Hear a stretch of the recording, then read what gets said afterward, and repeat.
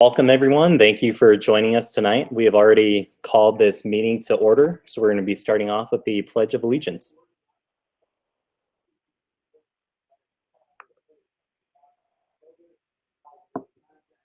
Welcome, everyone. Thank you for joining us tonight. We have already called this meeting to order, so we're going to be starting off with the Pledge of Allegiance.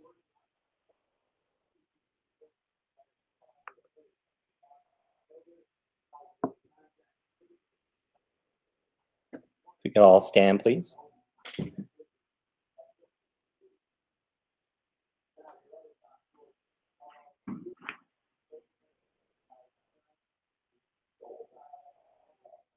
I pledge allegiance to the flag of the United States of America, to the republic, one nation, under God, indivisible, with liberty and justice for all. we're all.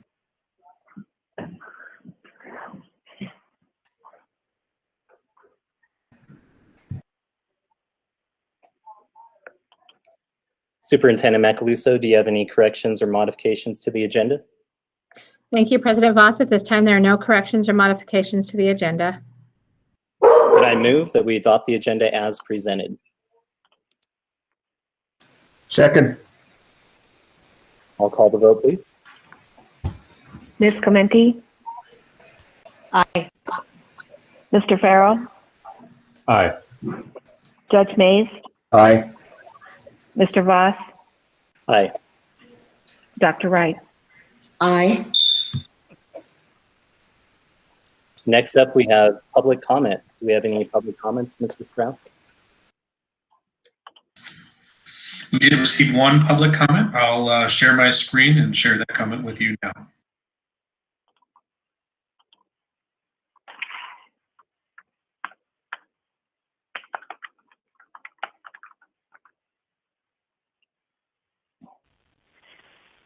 This is Justina Carter, justina.carter@puebloea.org. I'm sharing a letter from the Pueblo Education Association Board of Directors. November 17th, 2020, to School District 60 Board of Directors. At last month's board meeting on October 20th, 2020, there were two speakers for public comment. One was one of our members and one was our PEA president. Both educators brought forward concerns shared by many about the safety of our students and staff and the lack of transparency around the COVID-19 data. Your response to our concern was that you were not aware of any concerns and that proper procedures were being followed. Numerous educators have informed the PEA that they had indeed contacted the superintendent to share their concerns regarding a lack of transparency and the health and safety of students and staff. The refusal to acknowledge the lived experience of your educators is demoralizing and offensive. The dismissive attitude of the school board and district administration is having a deep and lasting impact on the morale of your employees. We listen to you praise one another for the work you do, and we hear the reports presented that rarely indicate any of the realities being experienced by the educators who work here. This attitude makes employees feel devalued by the district. We, the Board of Directors of the Pueblo Education Association, wonder why the district administration is continuously unresponsive to the concerns of educators. Consequently, our board does not have confidence in the school district's leadership to protect the health and safety of its employees. Micromanagement is endemic among this administration and indicative of a lack of trust in the professional integrity of educators. The suggestion that educators bring their own children into the school with them rather than allowing educators to work from home is but one glaring example of this lack of trust. Educators have proven time and time again that we are able to effectively perform our duties from the safety of our own homes. Suggesting that teachers either come into the building or else take leave time indicates that concern about the quality of instruction is not the reason for requiring teachers to work at the building. It is a lack of trust in educators, plain and simple. The administration's need to keep educators under control and make them act subserviently is offensive. Forcing educators to choose between the health and safety of themselves and their families or their career is cruel. The lack of compassion, along with an enormous workload, is causing toxic levels of stress and is costing the district's quality employees. We continue to implore you to initiate a practice of authentic, respectful communication and collaborative solutions with all labor groups that work for this district, and to show the deserved respect for our union leadership, whom we have elected to speak on behalf of all of us. Their voice is our voice, and when you disrespect them, you are disrespecting all of us. Sincerely, the Board of Directors of the Pueblo Education Association.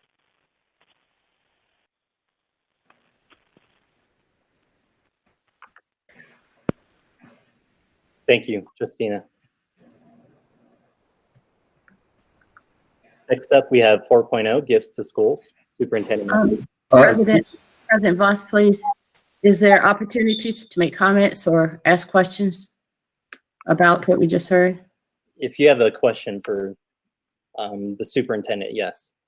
Okay, I do.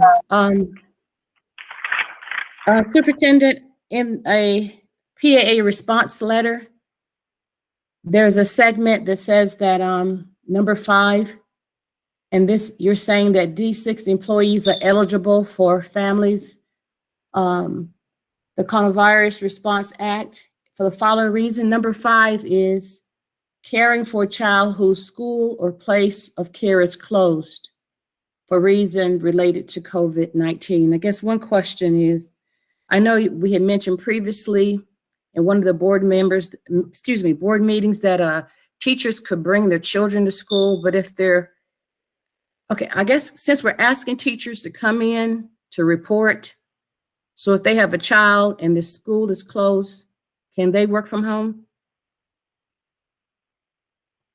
So they have an opportunity, if they have a hardship with childcare, to be able to bring their children to their classroom.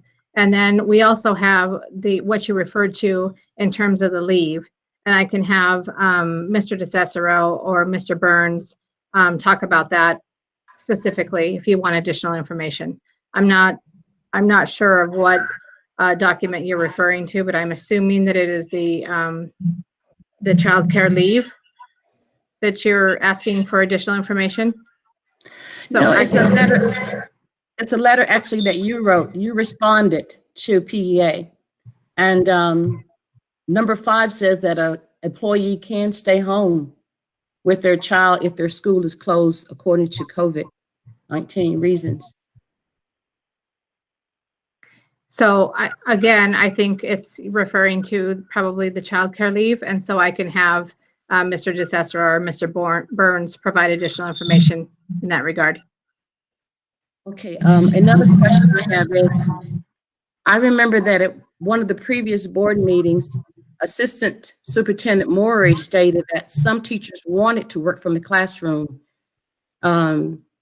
because they had access to the materials and stuff. And also, I think there's some statement about wanting students to be able to see the environment. So since D6 is a data-driven district, what data do we have that students learn better if a teacher is sitting in the classroom rather than at home teaching? I think it goes back to the information that we received, the feedback that we received the last time that we provided distance learning back in March. We did have many parents reach out. We also had staff reach out because they had difficulty with connectivity. They had difficulty with not having their materials. They expressed difficulty with even trying to connect with students because they couldn't use their personal cell phones. So when they're working within the school classroom setting, they have access to all of those resources. The other feedback that we received is that this is all new. So teachers are trying to adapt to providing instruction, distance learning digitally. As you heard from previous board presentations, they're still figuring that out. And so when they're working from their classroom, they're able to access support. So we want to ensure that our teachers have the adequate resources and support to be able to provide the most quality instruction that's available. Okay, I understand that. I hear you say many, and I heard also Assistant Superintendent say some. So what about a teacher who has the resources they need at home? Can they teach from home if the entire school is virtual? At this time, we are asking that all teachers teach from their classroom. Of course, we have some teachers that have accommodations already, and they're working from home already. And there's other certain, circumstances, unless they're quarantined or they're exhibiting symptoms or they're sick. So that's where we are now.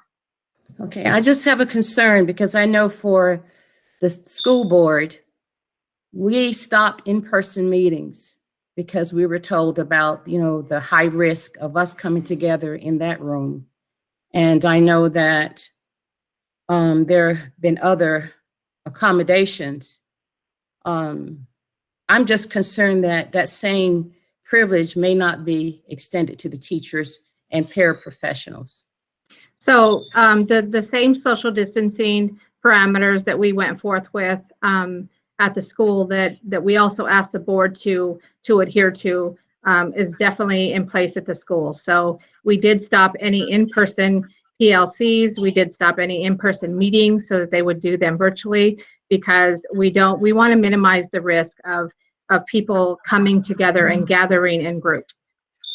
So I guess my statement would be that I think to minimize risk for teachers, if I were a teacher, a paraprofessional, and I had my resources at home and I was able to teach effectively, for instance, when we go safe at home, we're now in high risk, we're in orange.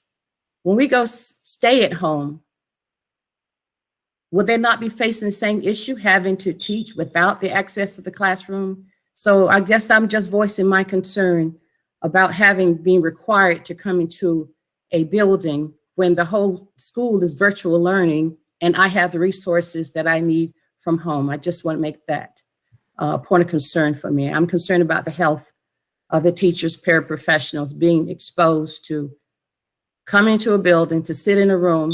You restricted some movement there and got to teach from this room, then go back home when I could do it from home. Thank you.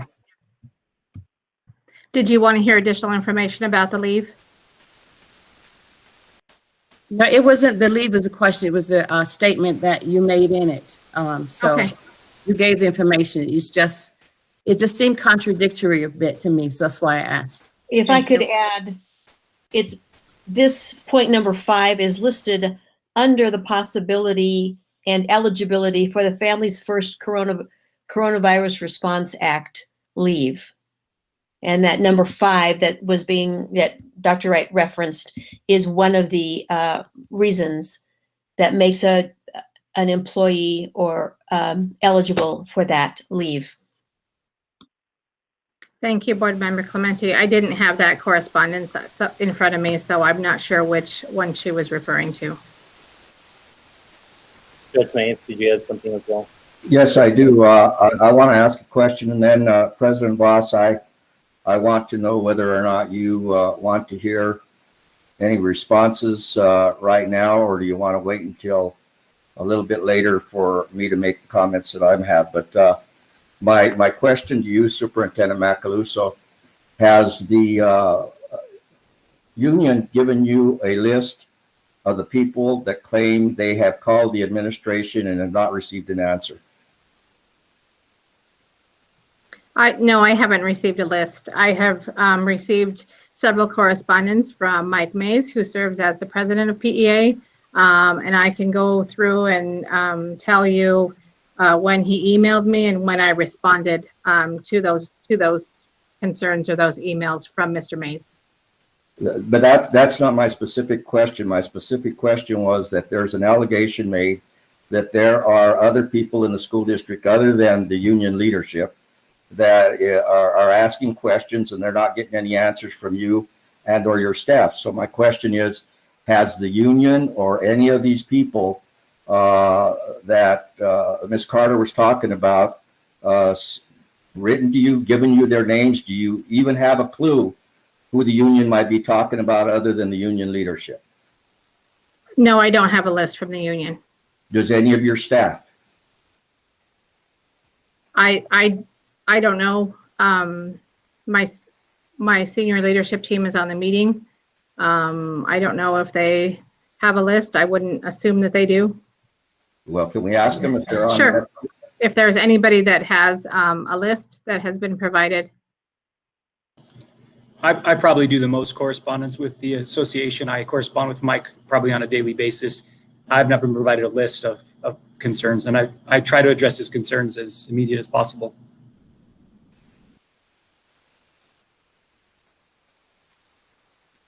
And I have my outstanding question to you, President Voss, about what I consider to be clearing the record here. Do you want me to proceed now, or do you want to wait until later? Yeah, let's go ahead and wait until 7.0 communications and board comments, and we'll move it along until we get there. Thank you. So we'll move on to 4.0 gifts to schools. Superintendent Macaluso. Thank you, President Voss. At this time, I would ask that the Board of Education approve the following gifts to School District 60 in the amount of $16,717.76. Since I don't have a mask on, I could wear my glasses now. The first gift is for Euphoria Salon, donated $150 to Sunset Park Elementary, 5th grade. Tom and Joey Morrow donated 17 new prom dresses from Macy's to South High School, valued at $2,000. The Spirit Store donated yard signs to Corwin International Magnet School for their Students of the Month, and that was valued at $2,000. Scripps Howard Foundation donated $2,500 to Bradford Elementary School for various school supplies. Central High School senior football parents collectively donated $830 to Central High School for player stand-ups. Pueblo South High School Alumni Foundation donated $2,000 to Pueblo South High School for basketball uniforms. Action for Healthy Kids donated $1,750 to Parkview Elementary School to be used to purchase outdoor umbrellas to provide shade for students. And Sunflower Bank awarded donations in the amount of $5,487.76 to Pueblo School District 60 through its ABC Be True to Your School campaign. And I will move to accept the gifts to schools as presented in tonight's board materials. Second. I'll call the vote, please. Ms. Clementi, Aye. Mr. Farrell, Aye. Judge Mays, Aye. Mr. Voss, Aye. Dr. Wright. Aye.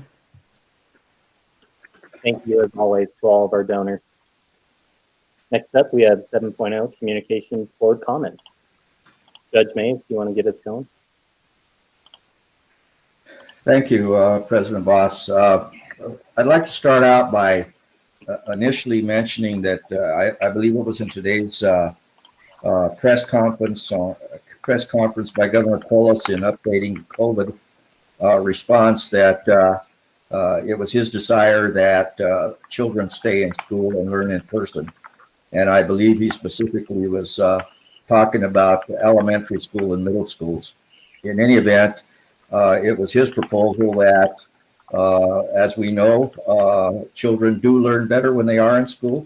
We're under circumstances that we've never faced before.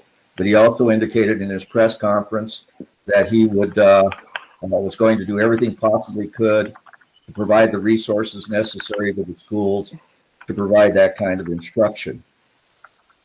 I want to address the emails that this board has received. We have been inundated with emails from union supporters who are just requiring teachers to do their jobs as they have traditionally, and that's true in the classroom. With the exception of a few individuals who took the time and initiative to write their own heartfelt concerns, the vast majority of individuals chose to sign a form letter prepared by the union. The issue is not important enough to invest the time to be original and personal in their delivery, but rather dependent solely on the union to be their mouthpiece. Let's be honest, the crux of the debate is that a certain few teachers want to work from home.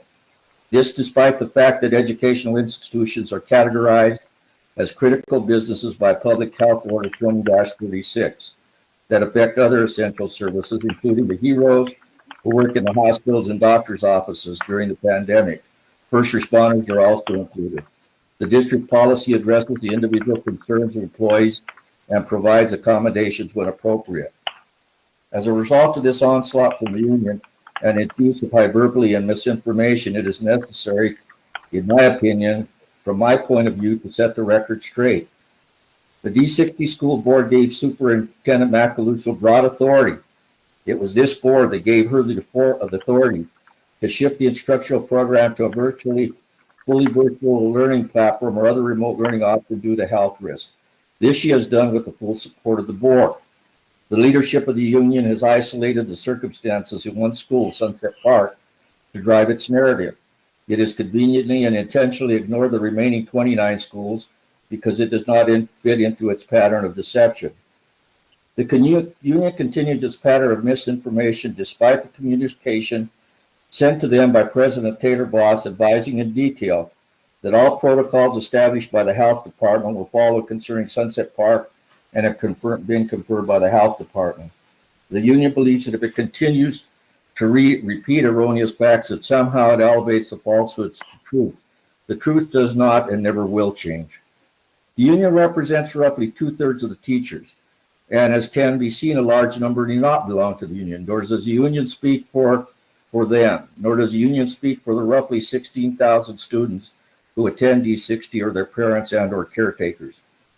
In fact, the union has completely disregarded the desire of many parents for the teachers to teach from their designated workplace. The union is not receptive to the many concerns of other members of the community have regarding the union's feel sorry for me attitude. As expressed in my conversation with community members and parents, the union position is our way or the highway, despite the small numbers it represents relative to the D60 community.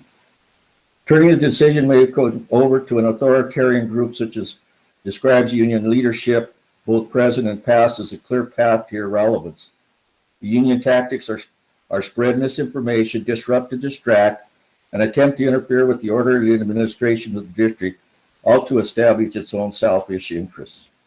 So let's examine the allegations contained in the forum email to determine if they hold water.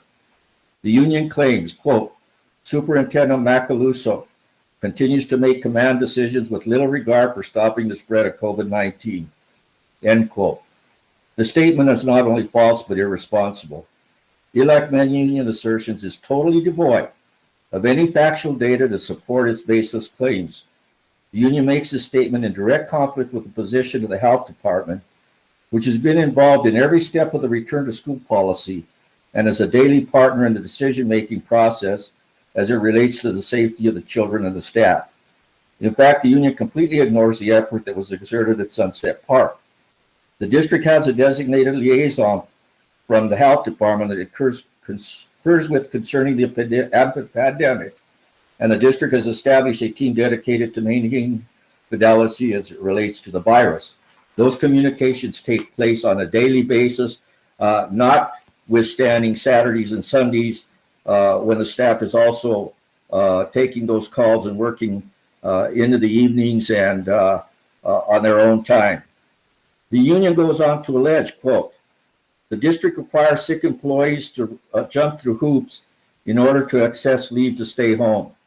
Again, the union presents no data to support its position, but rather relies on its opinion, which does not rise to the level of fact without further evidence.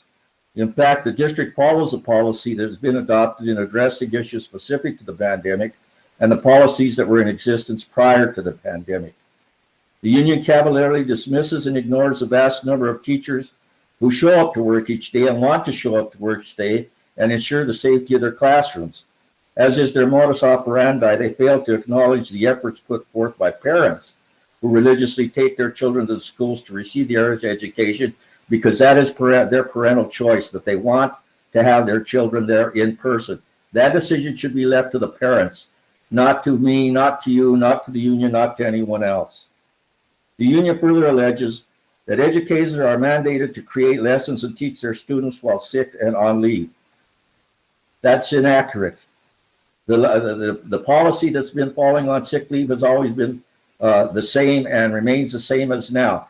And for anybody that wants to know, they can discuss that matter with Mr. DeCicero or Mr. Burns and get the full gist of what that policy is really about.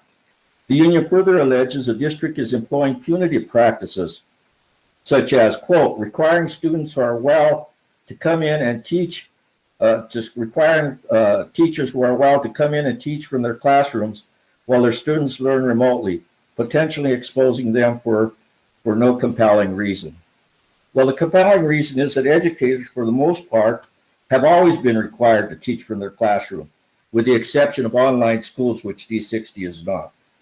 The only potential risk is if the employee comes into the building with only other teachers involved and brings the virus into the school. If all methods of social distancing, wearing masks, and other sanitizing hands are followed, there is almost no risk at all to the small number of teachers that will be involved, so long as the proper protocols are followed and everyone relies on the strict compliance with the health department guidelines. The union further alleges the district is, quote, releasing inaccurate data to the community and health department. Again, the union makes this statement without a scintilla of evidence to support it. If, however, the union has such evidence, it should provide it forthwith and should obviously have it in its possession right now. The union goes on to demand that the school district be transparent about its reporting to the community, and the data must be accessible and current. To the extent PEA is suggesting the district has not been transparent, it fails again to provide even one instance where the district failed to abide by the requirements of the local health department. As a matter of fact, the health department has applauded on numerous occasions the relationship that has been established between ADA and D60. In addition, the district has established a website for the specific purpose of informing the public. PEA appears to be critical of the advice from the health department and suggests the protocols it believes should be followed rather than those that have been implemented by the health department. District 60 will, at least as far as my vote is concerned, continue to rely on the evidence of the experts and the science, and not on an organization that has no expertise in the treatment of infectious diseases. The union continues to want to define what they think is an outbreak. We accept the definition and the guidance of the health department in determining whether we call something an outbreak or it's not an outbreak. They are the ones that we are listening to. If there's a beef that the union has with the way the health department is categorizing certain information, then they should take it up with the health department and see if they can get them to change.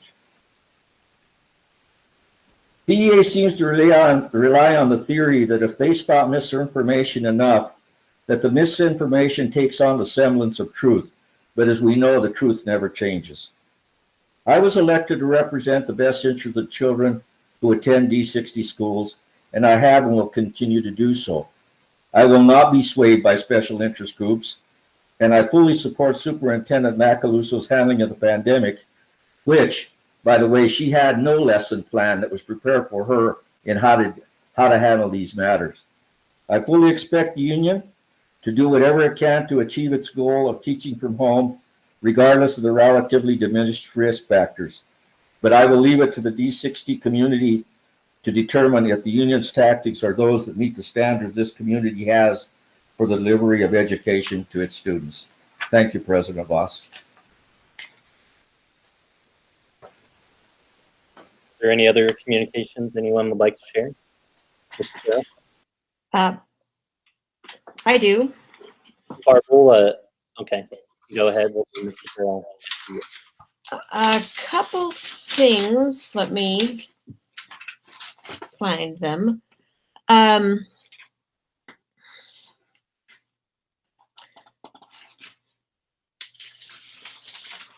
You may remember that I serve on the PACOG. And at our last meeting, there was an announcement of a Safe Routes to School project that is being done as a consortium, as part of the transportation and PACOG. And they are looking at, anyway, creating a safer route on the for Parkview along 10th Street, and a safer route around Hoff with adding some sidewalks and crosswalks. Mr. Lawson may have more information about that, but I wanted to report to all that is something that was reported. There was not for discussion. It was simply reported at the last PACOG meeting that I attended, and that was one that thing that directly affects District 60. Secondly, I serve on the Technical Advisory Committee for Growth through CDE. And as you know, there's a stakeholder committee that is working to provide suggestions and advice to the legislature around accountability, school accountability, and district accountability for this year. That stakeholder group has on it a representative of the committee that I serve on, and it has a representative from CASB. There continues to be, as I understand it, pretty clear polarity around that advice about whether testing can go on and how the results of that testing can work. What we know as a result of the last meeting I attended was that there is no provision for our CMAS testing to be given remotely. So that in itself will create some challenges. As things progress with this, the stakeholder group is supposed to make its recommendation to the legislature mid-December. And as those progress, I will bring what information I can to you. Lastly, I don't know, Mr. Farrell, whether you intended to bring this information, but from a question you received, Mrs. Macaluso provided to us some terrific information about what the district is doing to provide services and outreach to any students who are homeless or are housing insecure. Would it be all right if I asked Mrs. Macaluso to share that information with all of us? I think it's astounding, and I think it should be public. Sure. Thank you, Board Member Clemente, for the question. Currently, we have the Director of Federal Programs who works closely with our liaison for homeless students. We have currently identified roughly about 340, 350 students who are classified as homeless. We are working very hard to ensure that each of those students has a device and an internet access or a hotspot. We do also have a handful of students who are classified as being in an unsheltered situation. And so our homeless liaison is working very closely with community partners to try to marry and partner with appropriate, shelter resources for more secure housing resources. In addition, we do provide various clothing, coats, hats, gloves, shoes, anything that students may need.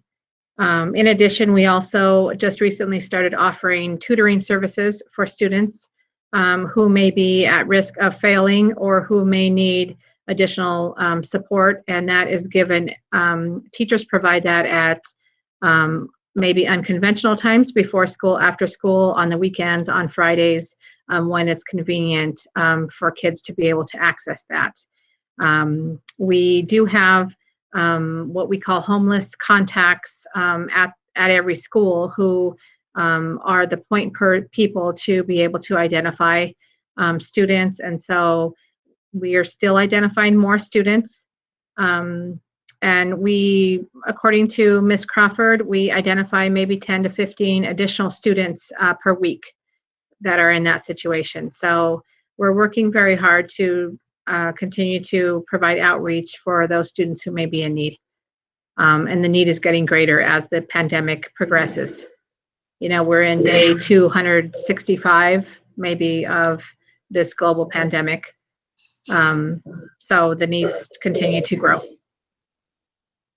Thank you. I appreciate that information, and I certainly appreciate all the effort that is being made to reach all of our students in need. Thank you. Mr. Farrell? Thank you, and thank you, Board Member Clementi, for mentioning the students experiencing homelessness, because that was a good question that we received, and some good information. I wanted to talk about my thoughts regarding COVID, as a couple of my colleagues have. A week or 2 weeks ago, or however long it was, I expressed a hope that teachers would have the option to work from home. I'm increasingly concerned making data-driven decisions about what the situation in Pueblo County is looking like. Looking at the COVID dashboard, for all intents and purposes, we should be what's currently red based on the numbers. I know that that has not been declared, and now the dial is changing. I know that the governor and CDHP, the Colorado Department of Public Health and Environment, want us to put an emphasis on K-5 education.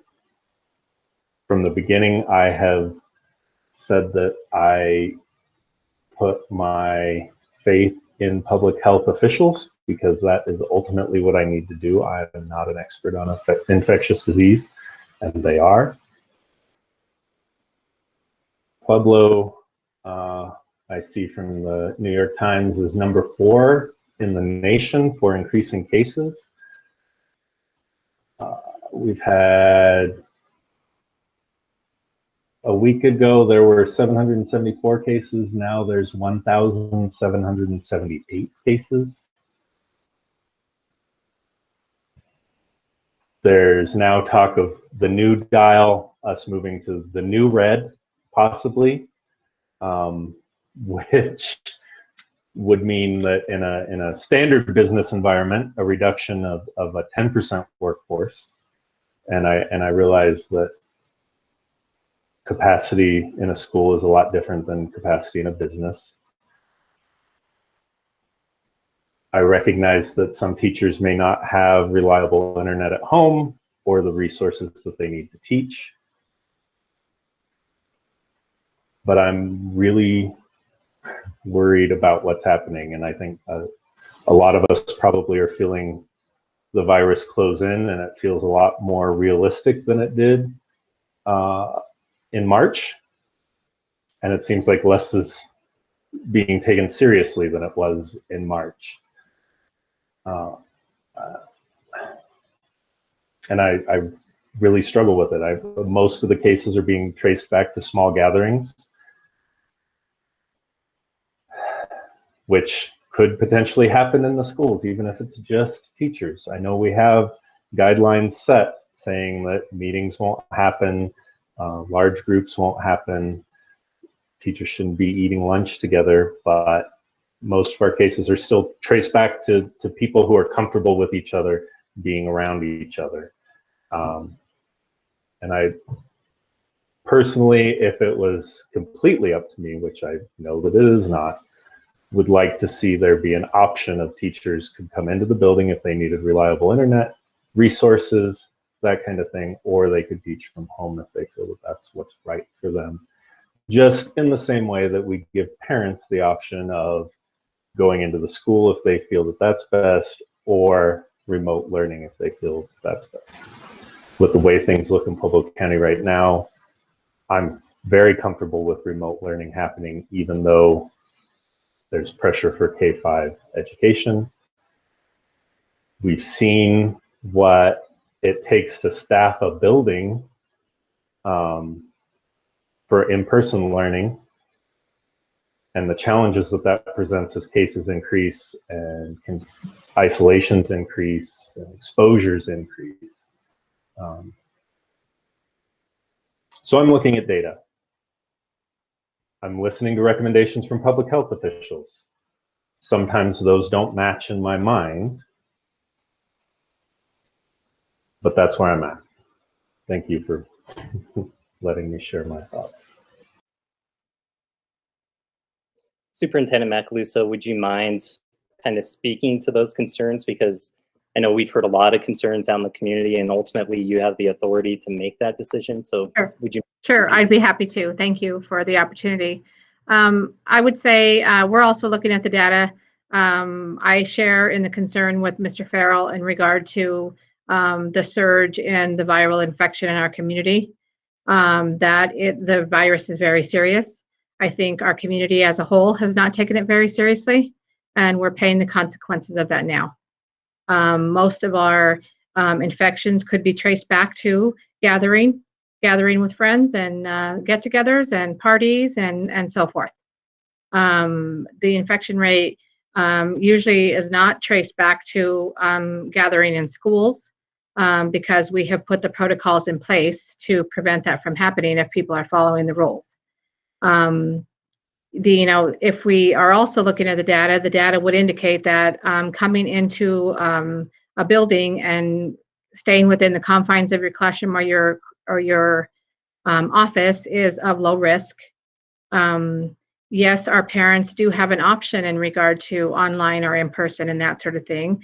It's a heavy burden to be able to balance between providing in-person instruction, which we know our children desperately need. And we have to, listen to our public officials and so forth tell us, yes, bring your students back, but we're always going to rely on the conditions and the needs of our community in terms of when we bring our students back. I made the decision to move high school students remotely immediately because I believe, and the data would suggest that our high school students are at a higher risk of infection because we cannot control the cohorts and we can't control the interaction, and they're much more active than our little ones. And so that was the difference in terms of making the decision in terms of the time frame, right? Whether our high schools went back last Wednesday and that we kept our K through 8 in person until this Thursday. That decision was made, of course, to allow our families time to figure out what are they going to do for daycare purposes and things like that. The safety of our students is a huge concern of mine in terms of students being in an unstructured environment, in an unsafe environment, not having the proper supervision that they need, the resources that they need to be able to thrive academically.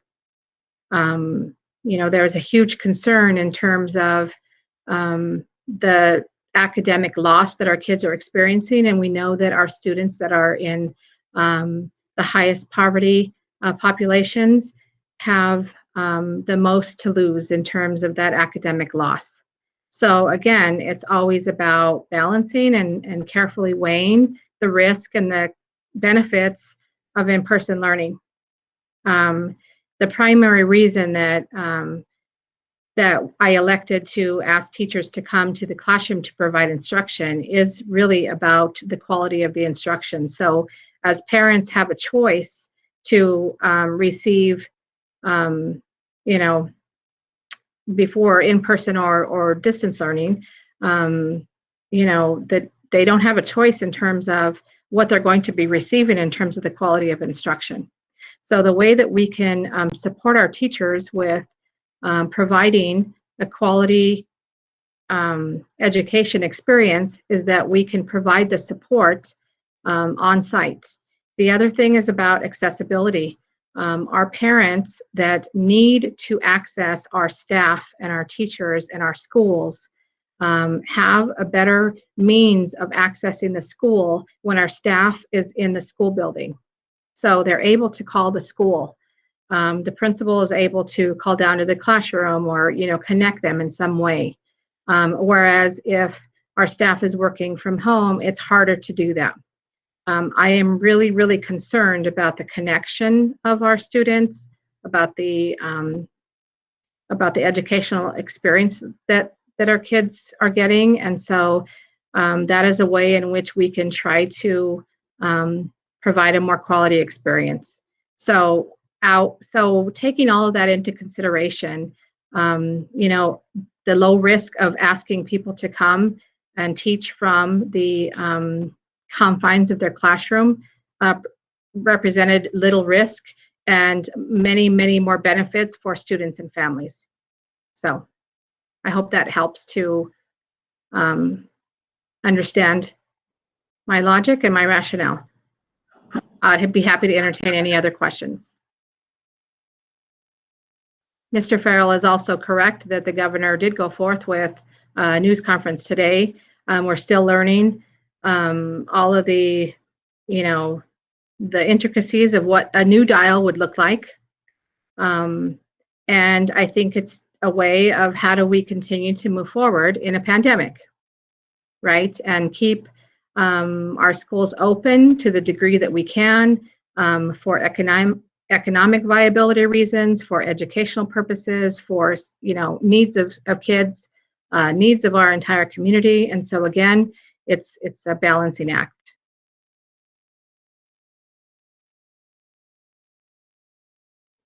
Thank you for that, Superintendent Macaluso. Dr. Wright, do you have any communications to share? I do not. Thank you very much. President Voss, could we also ask Mrs. Macaluso or her staff to just basically go over the options that are available to staff? I believe that there are, we heard about that FFRCA, but there are several leave opportunities or accommodations that are available, are there not? That is correct. And I can have either Mr. Burns or Mr. DeCicero speak to that.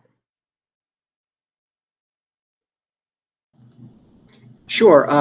As we've discussed several times throughout the fall, as going into this year, we do have several opportunities for staff to take advantage of different accommodations requests based on health concerns that they have or that their doctor has written them diagnosis for. We also do have, as you guys mentioned, that the leave which can be accessed for parental leave. There's several conditions that we've outlined in the past. We also created a special COVID leave through our district, just through our district alone, which gives people an opportunity if they're not comfortable continuing to work this year, that we would hold a position for them and they could take a year leave that we have built in as a special leave. And those are some of the bigger options. Do you have any specific questions, Ms. Clementi, other than that? There's an FMLA that's available, is there not? And then there's a COVID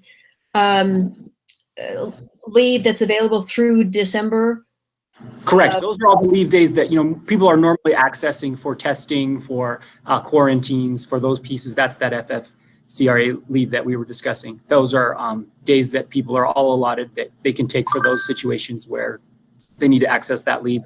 Also, it can be utilized in conjunction with FMLA related to that daycare piece or parental leave. If as Dr. Wright was discussing earlier, a school is closed or a daycare center is closed, and they have access to that. If that's an option that they can take advantage of as well. It does have some conditions, but it is an option that they can do in conjunction with FMLA. That helps. Thank you very much. I just wanted to be clear again about options that are available. And there are several. And if anyone has any questions, I just want to make sure they know, just contact our department and we'll help them with a decision. They ultimately have to make a decision, obviously, but we'll present them with every option that they can have related to any of these issues that come up. Are there any other communications? Okay, we'll move next to 8.0 special resolutions. First up, we have the 2020 Colorado Gifted and Talented Education Week proclamation. Judge Mays. You're muted, Judge Mays. I'm starting to act like Barb Clementi now. That's a joke, Barb. Whereas Colorado is home to thousands of students, many of whom excel in one or more areas of their studies.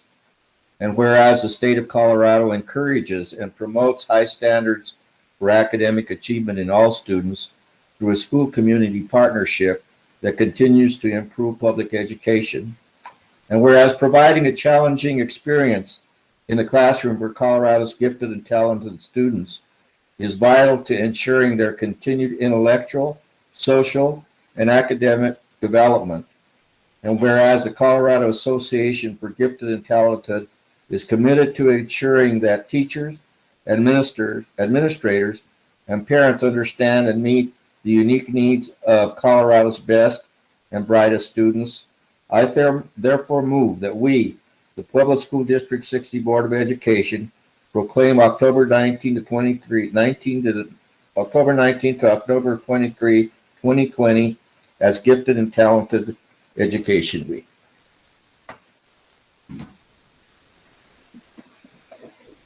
Second. I'll call the vote, please.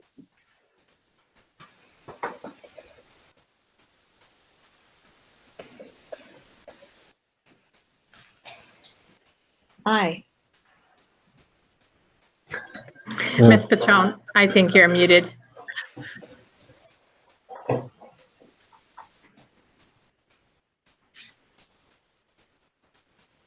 Zach, can you help us to unmute Ms. Patron?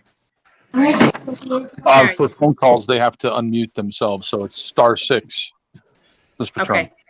Thank you, Zach.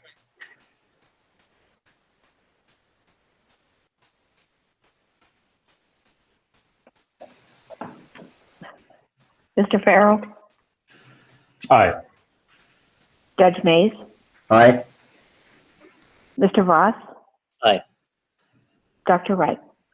Aye. Next up, we have the American Education Week proclamation. Thank you. Thank you. This is a proclamation for the 2020 American Education Week. Whereas public education is the backbone of our democracy, providing young people with the tools they need to maintain our nation's precious values of freedom, civility, and equality. And whereas by equipping young Americans with both practical skills and broader intellectual abilities, schools give them hope for and access to a productive future. And whereas public education employees, be they educators, substitute educators, higher education facility and staff, custodians, teachers, bus drivers, support personnel, food services professionals, skilled trades workers, health and student service workers, security guards, technical employees, or librarians. They work tirelessly to serve our children and communities with care and professionalism. And whereas public schools are the foundations of neighborhoods and communities, bringing together adults and children, educators and volunteers, business leaders and elected officials in a common enterprise. Therefore, be it resolved that we, the Pueblo School District 60 Board of Education, does proclaim November 16th through the 20th of 2020 as the 99th annual observance of American Education Week. President Voss, I move the Board of Education proclaim November 16th through the 20th of 2020 as American Education Week, as presented in today's board materials. Second. I'll call the vote. Ms. Clementi, Aye. Mr. Farrell, Aye. Judge Mays, Aye. Mr. Voss, Aye. Dr. Wright. Aye. The next up, we have the National Education Support Professionals Day proclamation. Mr. Farrell. Thank you, President Voss. Whereas public schools are the backbone of our democracy, providing young people with the tools they need to maintain our nation's precious values of freedom, civility, and equality. And whereas education support professionals are integral to the education process. And whereas education support professionals provide a safe and healthy learning environment for students. And whereas education support professional work tirelessly to serve our children and our communities with care and professionalism. Now, therefore, the Pueblo School District 60 Board of Education does hereby proclaim November 18th, 2020 as National Education Support Professionals Day and recognize and acknowledge the importance of education support professionals in our public schools, colleges, and universities. So President Voss, I would move that the Board of Education proclaim November 18th, 2020 as National Education Support Professionals Day as presented in tonight's board materials. Second. I'll call the vote, please. Ms. Clementi? Aye. Mr. Farrell? Aye. Judge Mays? Aye. Mr. Voss? Aye. Dr. Wright? Aye. And we'll move now to 9.0 reports. Superintendent Macaluso. Thank you, President Voss. At this time, we have the social emotional health and mental wellness report. I believe that you had asked for this, Mr. Voss, a couple of board meetings ago. So at this time, I'd like to introduce Mr. Aaron Bravo, who serves as Executive Director of Intervention and Student Support Services. Mr. Bravo? Thank you, Superintendent Macaluso. I'm going to go ahead and share my screen at this time.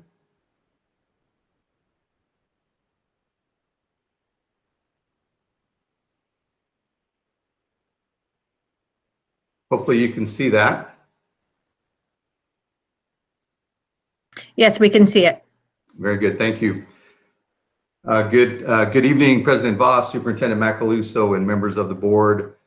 At the October 20th board meeting, President Voss requested a report on mental health services District 60 offers in its schools at each level, as well as how services will be adapted to serve students in a hybrid and online setting. At this time, I would like to introduce Mrs. Jennifer Farias, District 60 RTI Specialist, and Mr. Mike Bayer, District 60 Director of School Culture, Wellness, and Safety. They will assist me in tonight's presentation. At this time, Ms. Farias will get us started. Thank you, Mr. Bravo. President Voss, Superintendent Macaluso, and members of the Board of Education, thank you for the opportunity to present to you today on social, emotional, and mental wellness, supports that are available to students and families through our D60 schools. I know many of you are familiar with the multi-tiered system of support model, and for today's presentation, we'll be using this framework to address mental health and social emotional wellness. Just as a quick brief reminder, Tier 1 is focused on prevention. This is school-wide. All students have access to social emotional learning curriculum and programming. Tier 2 is designed for some students and is targeted on specific needs or skills. This is usually delivered through small group counseling sessions or through community partnerships. And then we have Tier 3, which is our most intensive level, and is generally reserved for a few students, is intensive, and is often supported through our community partnerships or through crisis response. Throughout the presentation today, we will be using this framework to highlight the programming and supports we implement in District 60 to meet a variety of new needs for students, families, and staff. So Tier 1 focuses on prevention and is available for all students. Often, social emotional health and mental wellness prevention services are offered through social emotional learning curriculum, school-based counselors, and training and professional development. Social emotional learning programs and curriculums help students acquire the skills to recognize and manage emotions, develop caring and concern for others, establish positive relationships, and handle challenging situations effectively. Second Step and Sources of Strength are the two district-adopted social emotional learning curriculums. These two programs are acknowledged as research-based social emotional learning curriculums by the Collaborative for Social Emotional and Academic Learning. CASEL, which is a national organization, is dedicated to being a source of knowledge about high-quality, evidence-based social and emotional learning. Second Step takes a holistic approach to building supportive communities through social emotional learning. School counselors, in partnership with classroom teachers, deliver lessons to students in both an in-person learning environment and a virtual learning setting. Many school counselors have recreated these lessons in our platform Nearpod that I know many of you are very familiar with to make them accessible for teachers and students via Google Classrooms. Sources of Strength is a research-based suicide prevention project that harnesses the power of peer social networks to change unhealthy norms and culture to prevent suicide, bullying, and substance abuse. The mission of Sources of Strength is to prevent suicide by increasing help-seeking behaviors and promoting connections between peers and caring adults. Our secondary schools also have access to pre-designed lessons in Nearpod in their social emotional learning library, which contains social emotional learning lessons created by reputable organizations like Positive Behavior and Intervention Supports, Teaching Tolerance, and Common Sense Education. These lessons are available both synchronously and asynchronously and can easily be posted in a Google Classroom, delivered synchronously via Google Meets, or an in-person by the classroom teacher. We are currently working to create a district library to house social emotional learning lessons so that schools K-12 can access and utilize these lessons. We understand that it is not only important to provide students with the skills they need to be socially, emotionally, and mentally well, but we also know that it is important to provide staff with the knowledge and skills they need to support our students.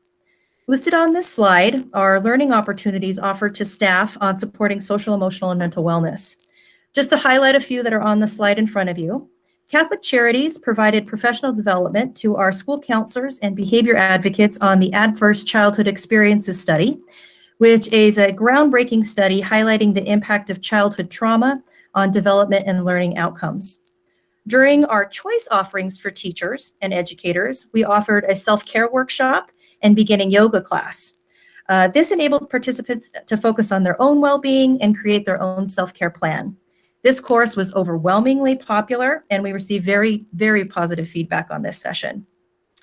Over the last couple of years, district-wide training has been provided by the No Bully organization. The training we received from No Bully focused on how to prevent bullying, how to intervene when bullying occurs, and how to create a culture of inclusivity. Lastly, we were very, very lucky to partner with a fabulous organization, One Colorado. One Colorado is the state's leading advocacy organization dedicated to advancing equality for LGBTQ Coloradans and their families. One Colorado presented on 2 separate occasions, once to our school counselors and behavior advocates, and the other to our staff during our Choice PD sessions. Some of the topics that were covered by One Colorado included defining and identifying risk factors for LGBTQ youth and how to organize and develop student-led gay-straight alliances in our schools. As a benefit to District 60 employees and their immediate families, the Employee Assistance Program helps to balance the challenges of home, work, and contemporary life. The Employee Assistance Program, or EAP as it's often referred to, can assist with personal growth, marital discord, grief and loss, anxiety and depression, as well as emotional stress. EAP sessions are completely confidential, and employees may receive up to 3 free sessions dependent upon situation.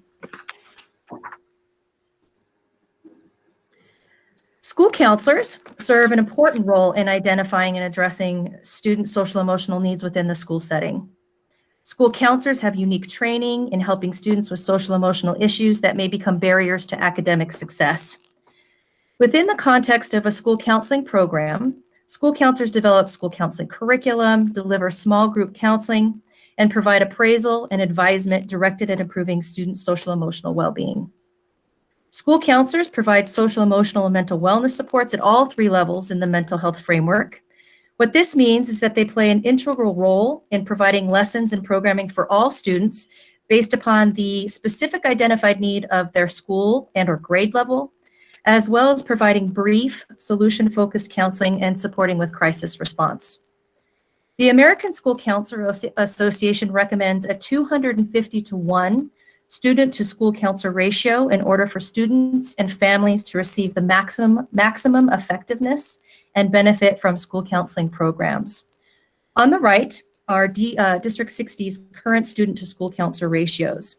It's important to point out that these numbers are averages by level, as many schools have varying levels of enrollment that will either decrease or increase the student to school counselor ratio.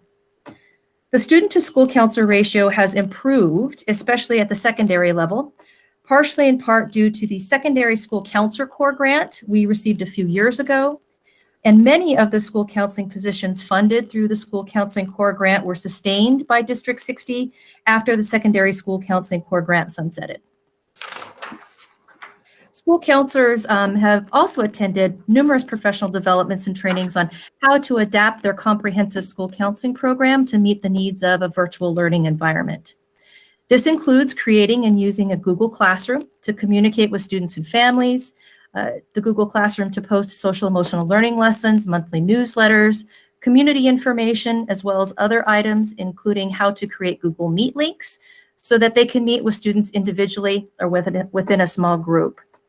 They have also received professional development on how to use Nearpod and how to share these lessons with staff so that they in turn can share with students, whether students are in an in-person setting or a virtual setting. Enhancing our school counseling websites to communicate information and how to use their online tools as a method of scheduling individual student meetings is a priority for our school counselors. So this brings us to Tier 2. Tier 2 is targeted on some students and is designed to address specific social emotional skill and our mental health needs. In this tier, we will review district social emotional and mental health providers, as well as highlight school-based professionals who assist with coordination of targeted supports. Every school in District 60 is supported by a community advocate. One of the first indications of school struggle and the need for support is when students are absent from school. Fear, depression, social anxiety, and other mental health issues can make it difficult for children to feel comfortable coming to school. When children are exposed to significant stress, violence, or trauma in their homes or communities, it can also trigger mental health issues that cause them to be chronically absent from school. Community advocates are often the first to discover that a student is in need of mental health support. Once this is discovered, they work in coordination with families to ensure that any barriers that may exist to regular daily attendance are addressed. Community advocates are trained in wraparound services and collaborate with both school-based support and with community agencies to assist students and families to get the support that they need. Oftentimes, this means community advocates work with the Department of Human Services, the 10th Judicial District, and House Bill 1451 to secure mental health supports and resources. School psychologists are also a support in this tier. School psychologists, like school counselors, can provide short-term, brief counseling to identified students who are in need of this support. Currently, we have 14 school psychologists supporting our schools, as well as some other District 60 programs and our charter schools. About a year ago, we were able to hire 3 student family wellness coordinators through designation of Medicaid reimbursement dollars and through our local service plan.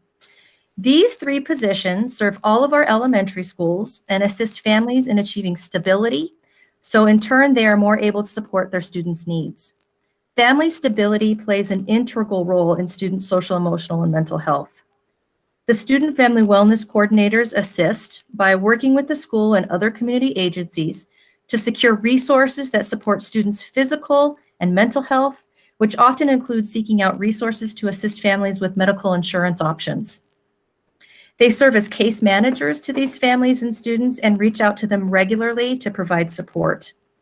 They also provide schools with community outreach information through monthly newsletters so that schools are informed about outside community resources and upcoming community events. To date, the student family wellness coordinators have served 64 individual families through either ongoing case management or through consultation with the school and other community agencies. We also have the student engagement coordinators. The student engagement coordinators serve our comprehensive high schools and have a laser-like focus on academic success. Through data analysis using the Dropout Early Warning System, the student engagement coordinators help to identify 9th grade students who are at risk of dropping out or who are disengaged. They provide targeted intervention support to students through case management. Many times, while working with identified students, student engagement coordinators discover that a student is in need of additional mental health supports.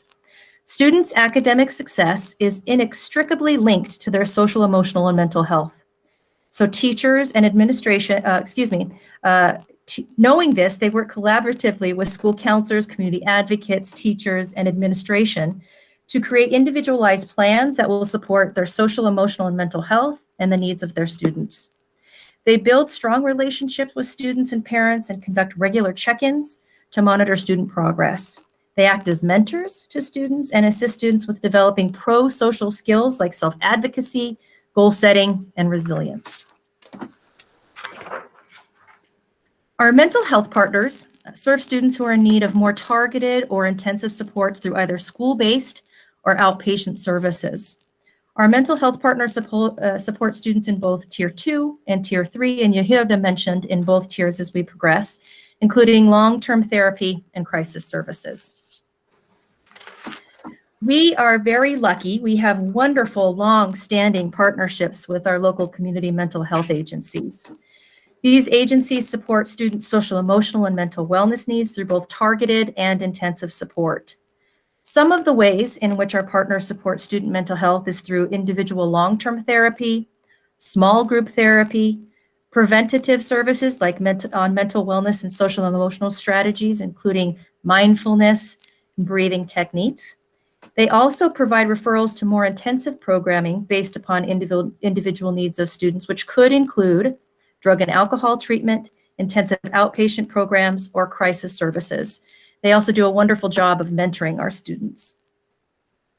Teletherapy and video therapy is available to students, as well as in-person is still available.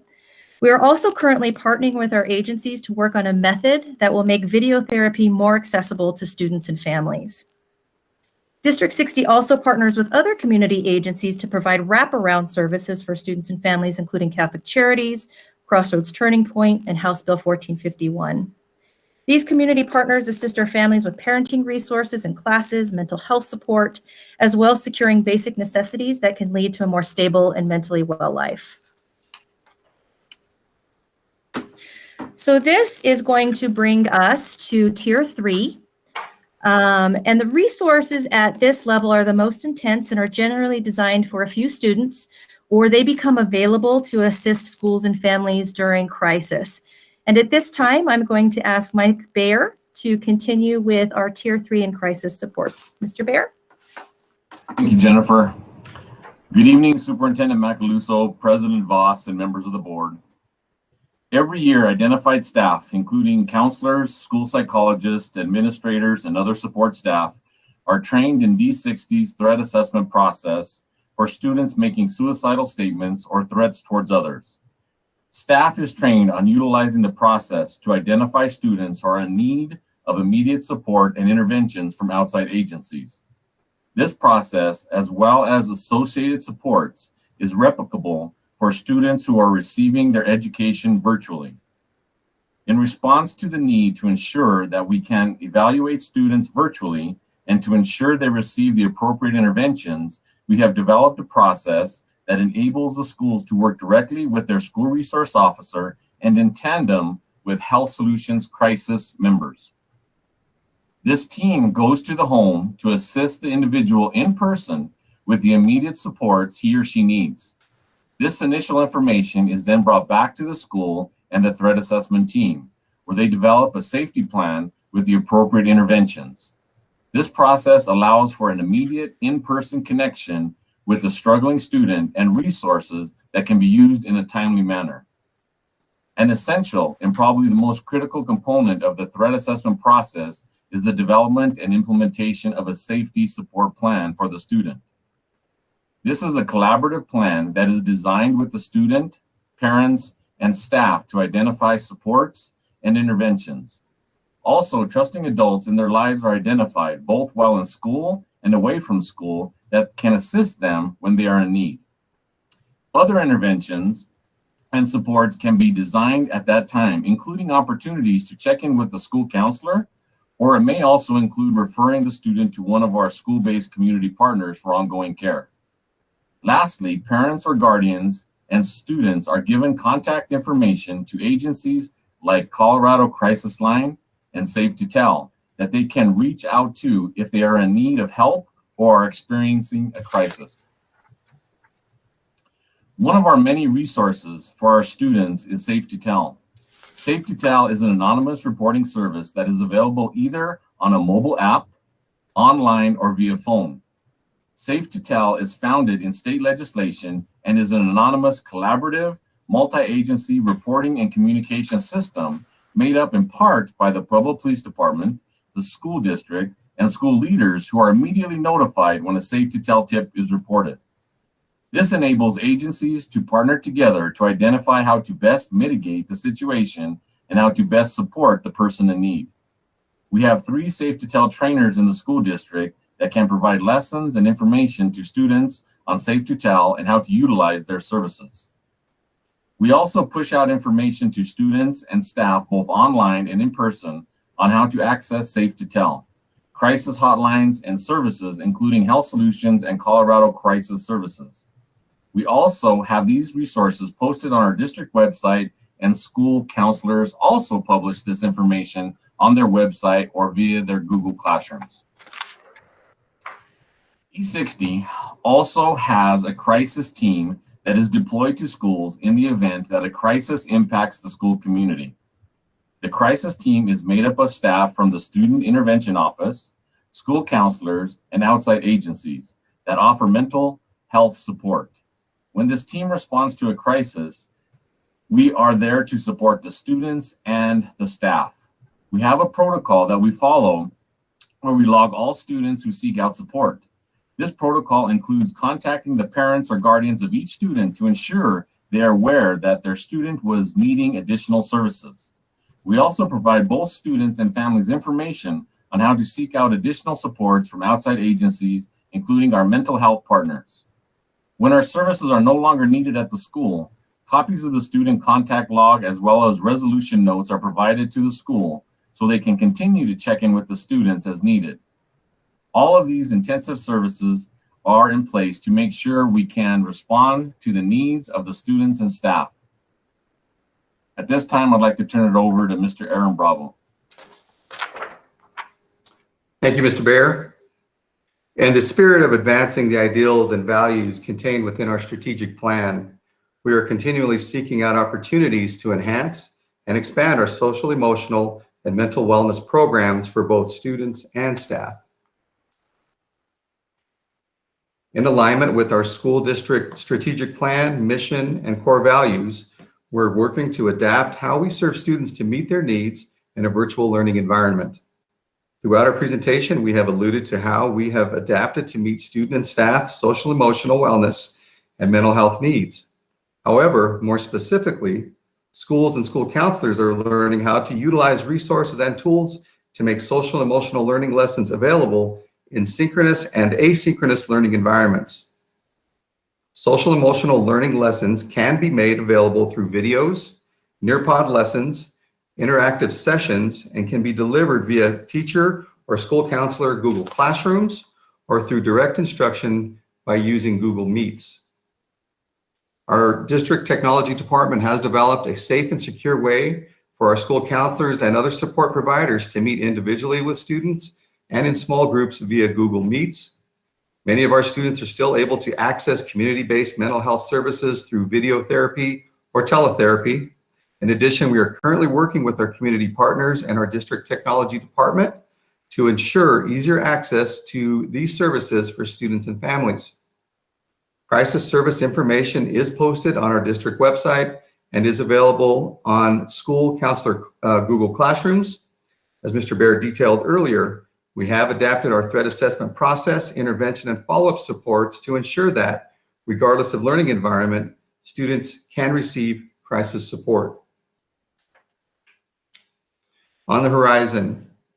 We are continually looking at ways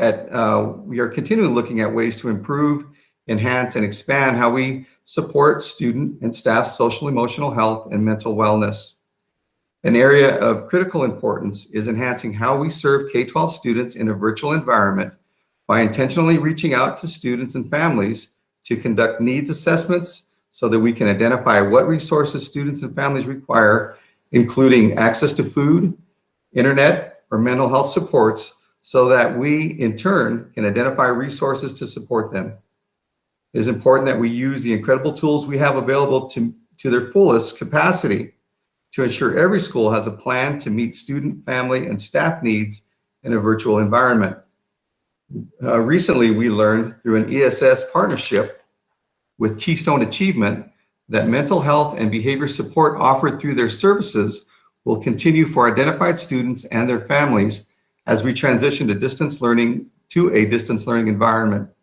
Keystone Achievement has also graciously offered to extend their services by accepting new referrals for students and families who are in need of in-home or virtual support. Other areas we would like to expand include purchasing the social emotional learning curriculum, Sources of Strength for elementary schools, as well as expanding Spark the Change and State of Grace counseling services. We hope to engage our school district in a comprehensive trauma-informed care training, including understanding trauma and creating an environment to minimize trauma responses.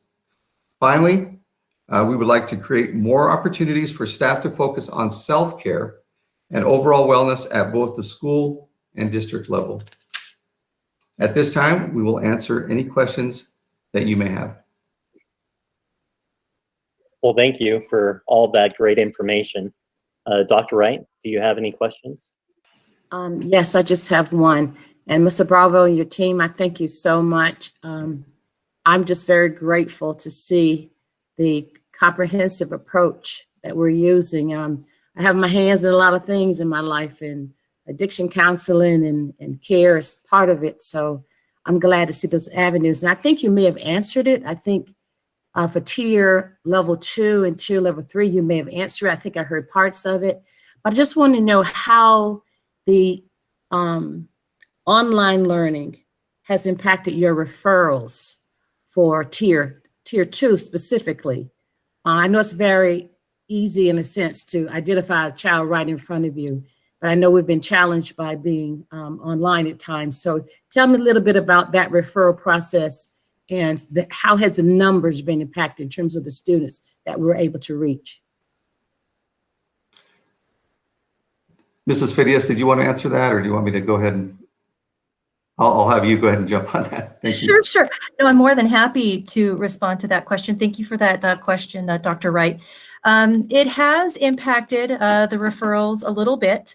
However, that's one of the reasons why we are really trying to intentionally create an outreach plan to reach out to our students to identify students and their families if they're in need of additional mental health supports.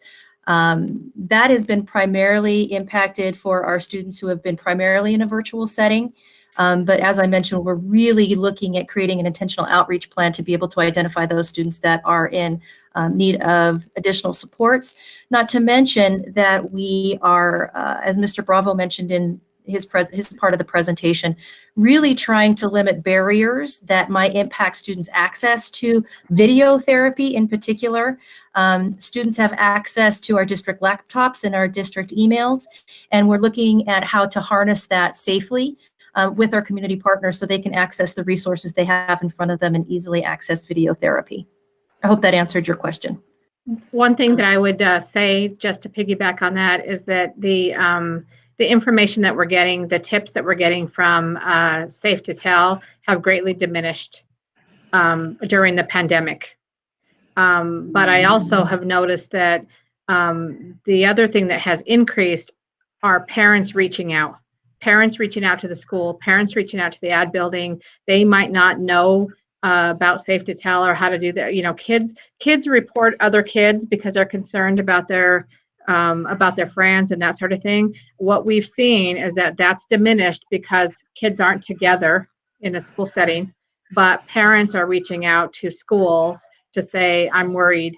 I'm worried that my student's not having connections, or, you know, that sort of thing, worried about mental health. So parents seeking support. Yes, I recall one of you said about a need assessment, and that I'll be very interested in hearing how we develop the outreach.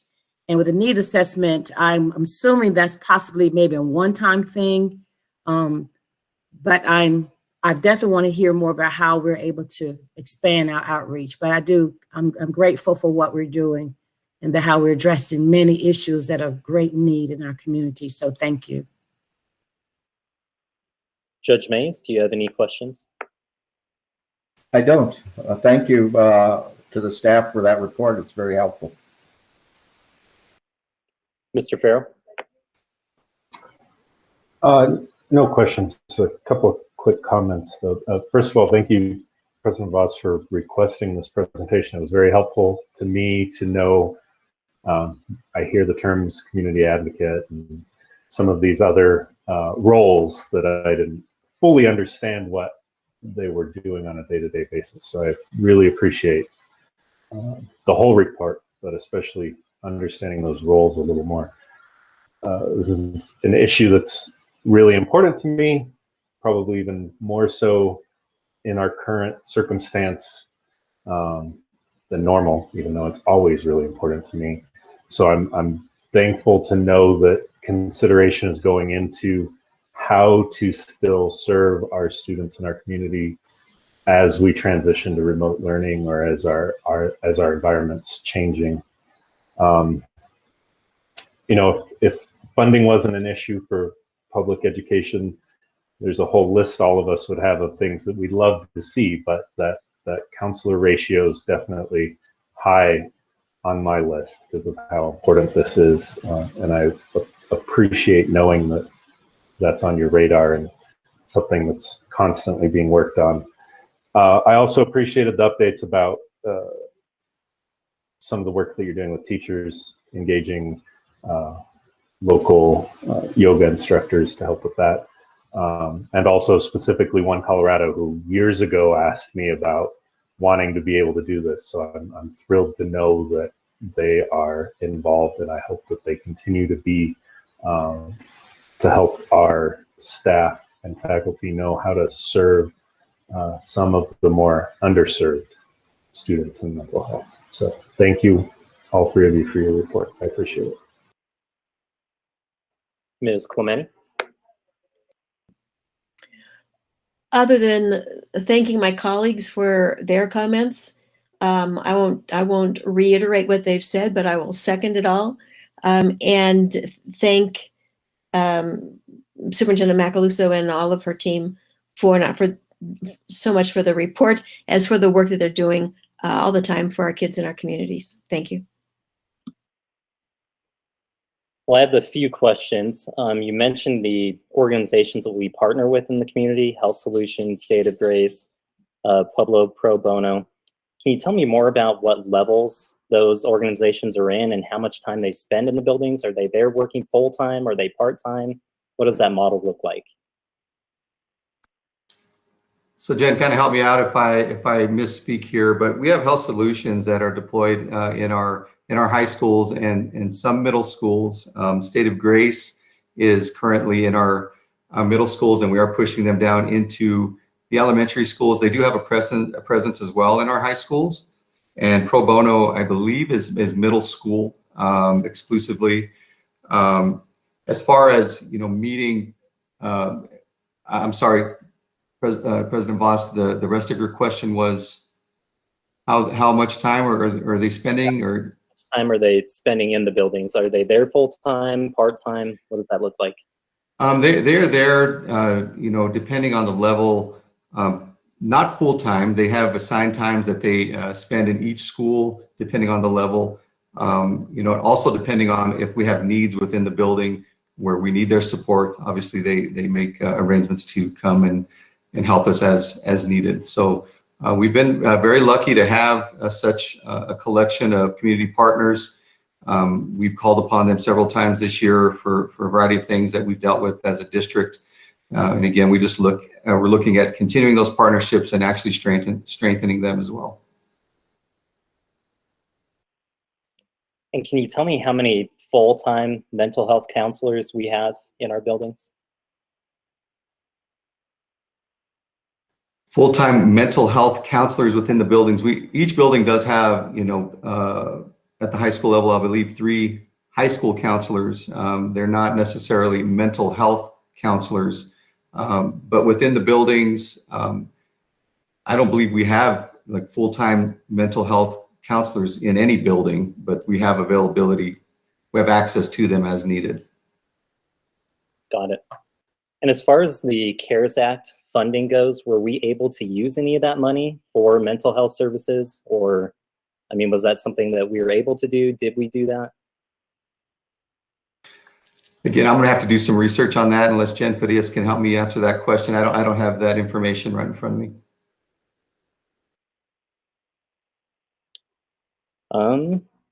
And then I think my last question is, as far as numbers go, do you know how many kids are currently accessing those services virtually right now? Mr. Bravo, I can help answer that. I don't know necessarily delineated from in-person to virtual access, but I could give you some numbers that were provided to us by our mental health partners in the way of number of students served. So currently with Health Solutions, they have 435 unique students that they have worked with, ages 5 years old to 19. That's 435 individual students, ages 5 to 19, varying groups. So that's Health Solutions. State of Grace, they provided us in the way of youth contacts, and they have 2,072 youth contacts that they have performed in our 4 middle schools. They've actually broken it down. They've conducted 675 individual sessions, 505 group sessions, and 875 mentoring sessions. And then lastly, let's see if I could find the other information, is our Pro Bono Spark the Change. And they are just in our middle schools and Corwin International. And we have a smaller presence there, but currently they are, let's see, doing my math here, not very good, at about 17 kiddos that they are seeing routinely. They also did mention, and I think this goes to Dr. Wright's point, is they are still seeking referrals and are more than happy to serve more students once they receive those. If I may, this is Dennis Mays. With regard to Spark the Change Pro Bono, one of the problems that we have is that is as it indicates, a purely pro bono program. So it relies on the services of 20, roughly, and correct me on this, Ms. Farias, if I'm wrong, I may have the numbers wrong, but there's about 20 mental health counselors that volunteer to do this work. Well, COVID's interfered with that, as a matter of fact, and trying to figure out how not only to deliver those services virtually, but also going through all the hoops that are necessary to make sure that confidentiality and those kind of requirements are met.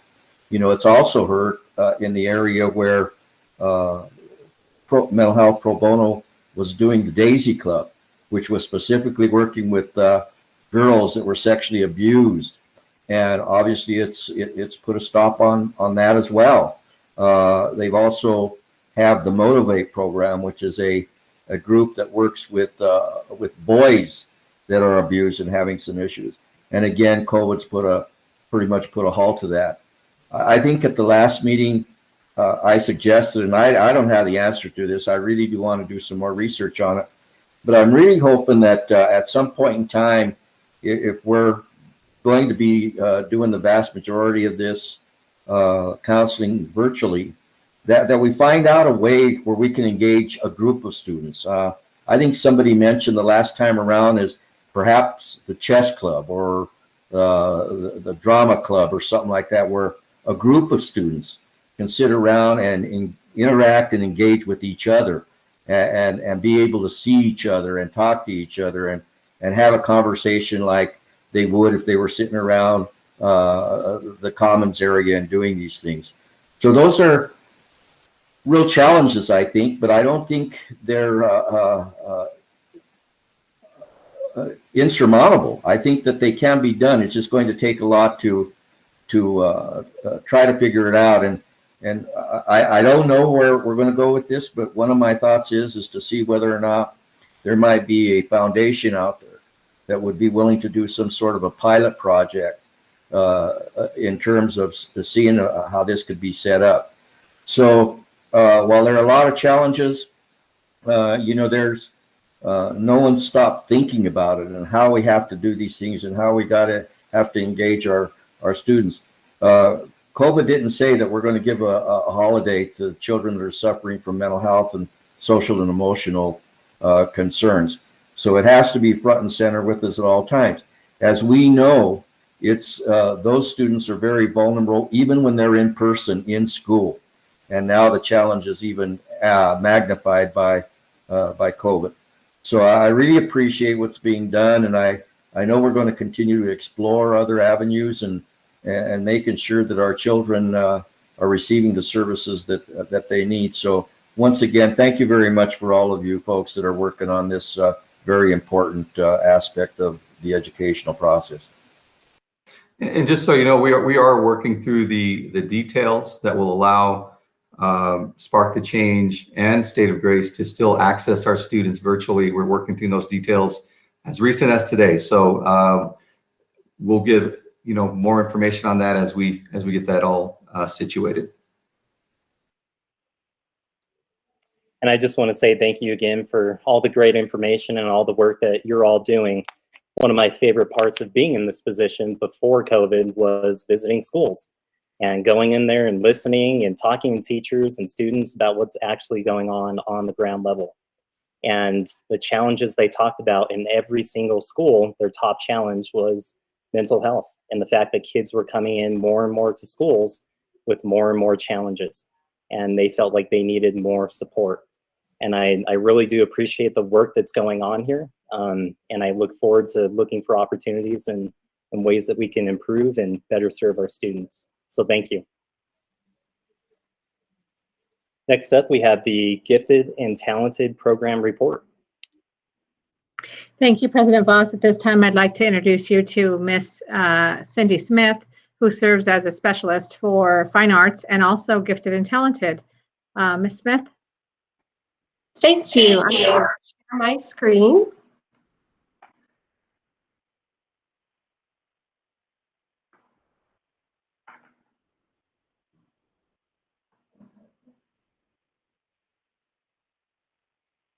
Is the presentation visible? Yes, it is. Thank you. And good evening, President Voss, Superintendent Macaluso, and school board members. I have presented to you many times over the years as the art specialist for the district, but I also serve as the specialist for our Gifted and Talented program. I am honored to be able to present an overview of the services we offer to our gifted and talented students and their families, and highlight the elements that make our Gifted and Talented program an exemplary one. Tonight, you will hear an overview of the processes we have and the decisions that we make regarding gifted and talented programming. All of these things are rooted in the Exceptional Children's Educational Act, or ECEA. ECEA defines gifted children as those persons between the ages of 4 and 21 whose aptitude or competence in abilities, talents, and potential for accomplishment in one or more domains are so exceptional or developmentally advanced that they require special provisions to meet their educational programming needs. Children under 5 who are gifted may also be provided with early childhood special education services. Gifted students include gifted students with disabilities, we call this twice exceptional, and students with exceptional abilities or potential from all socioeconomic, ethnic, and cultural populations.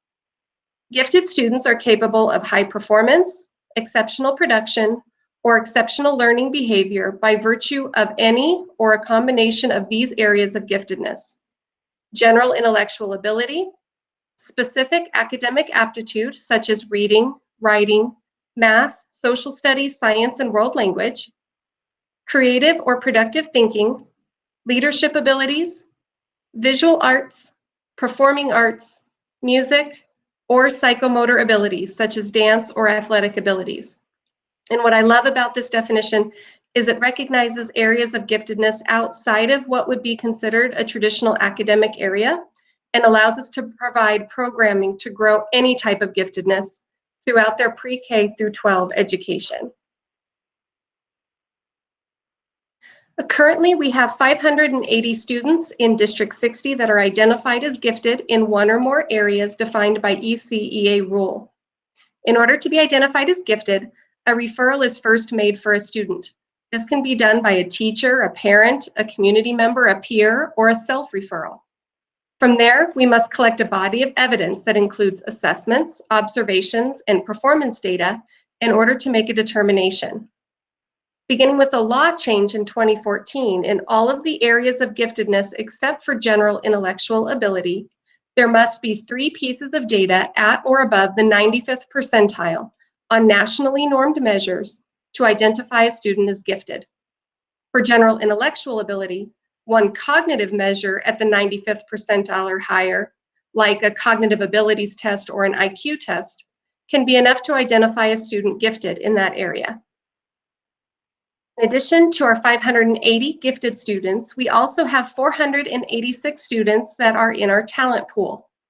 Talent pool students are students who demonstrate high potential for giftedness, but do not necessarily have the pieces of qualifying data needed for a gifted identification. These students are flagged in our system to provide teachers the knowledge that a student shows high potential in one or more areas and can provide differentiated instruction or advanced programming to continue to challenge them, while we continue to collect data needed to make that gifted identification. Identification procedures are communicated to all schools and is listed on the public website to inform families of the process. Referral forms are also available on the public website in both English and in Spanish and are available through the schools and through the district office. Most of the data that we collect comes in the form of nationally normed assessments. We have a multitude of assessments available for gifted identification testing, including cognitive assessments, observation scales, performance assessments, achievement assessments, and new this year, we are now able to use WIDA access scores in order to help us identify our gifted CLDE, or second language learner, students. Once a decision is made for a referred student, communication is sent home to the families in order to inform them of the decision. If a student is found to be gifted, we provide welcome gifts in the form of literature for both the student and their parents or guardians. The student will receive a gifted survival guide for kids or teens, depending on their age, and a Parenting Gifted Children 101 book for parents and guardians. The most important work that we do for our gifted students is the development of the Advanced Learning Plan, or commonly referred to as the ALP. The ALP is developed for every gifted student annually, according to the student's determined area or areas of giftedness, interests, passions, and instructional and affective needs. The ALP shall be considered in educational planning toward post-secondary readiness outcomes and decision-making concerning programming for that student. The plan includes the elements that are listed on this slide. The meat of the ALP is the academic and affective goals. Each ALP must include at least one academic goal in their area or of giftedness or a passion area, and one affective goal which would align to their social and emotional needs. Goals are written in the SMART format and aligned to standards. For each goal, programming for each goal is included to provide direction for the classroom teacher and specifically how the student will reach their goals. Programming varies depending on the school and the level of the student. Typical elementary and middle school programming includes grouping, critical thinking skills development, and subject-based acceleration. For our high school students, advanced level coursework including advanced placement, honors, international baccalaureate, or college credited courses are utilized often. There are a few highlights of our program that I'd like to bring to your attention in District 60 that not only makes us shine, but more importantly, it is in the services we offer to our educators, families, and students to help everyone feel successful and advocate for our gifted students. We are fortunate to have a gifted coordinator in every school. These people are teachers, counselors, administrators, instructional coaches, educators who are going above and beyond to help serve the needs of gifted students in their building. These people are invaluable to the success of our gifted and talented program because without them, we would not have the resources in order to appropriately serve our students with meaning and purpose. Our district provides those educators with trainings, access to conferences, and monthly meetings in order to support them in this role. I'm also excited to announce that we have provided a new level of professional development to all educators in our district, focusing on the needs of differentiated instruction for our students. This was released just a couple of weeks ago, and through online modules, educators are trained on the depth and complexity framework, an incredibly easy tool to use with all students to promote depth and complexity in their thinking. Although it was originally created for the gifted population, it has been found to be beneficial for all students. Principals have been informed of this opportunity and can choose to use it with their whole staff, or educators may choose to go through the modules independently. What's also great about these modules is that they are online, and with the current health concerns, it's so important to make professional development in this format so educators can continue to learn and grow in needed areas. An area that we are particularly proud of is in the area of parent and family engagement. We offer so much for our families to stay informed and engaged with their students and their gifted programming. The public website informs them of identification procedures and provides referral forms, helpful resources, access to a Parenting for High Potential journal, advanced learning plan development, and programming options available. Parent newsletters are sent regularly throughout the year and provide our gifted families with additional resources, updates, conference opportunities for the parents of gifted, and opportunities for families to participate in the school community. I would certainly encourage you to play around in our gifted and talented webpage on the district's website and see what is available, including extension activities that work well, especially during distance learning times.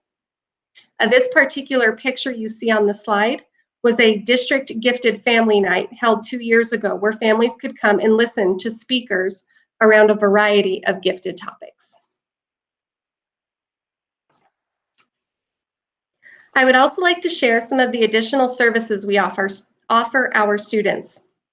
Each October, a universal screener is administered to all 2nd and 6th grade students using a cognitive assessment. This helps us identify students who are potentially gifted amongst all demographics. Of course, this year was a little different. Students who were in-person learners took the assessment at their school. For our virtual students, they were given the option to sign up for a testing time at the administration building.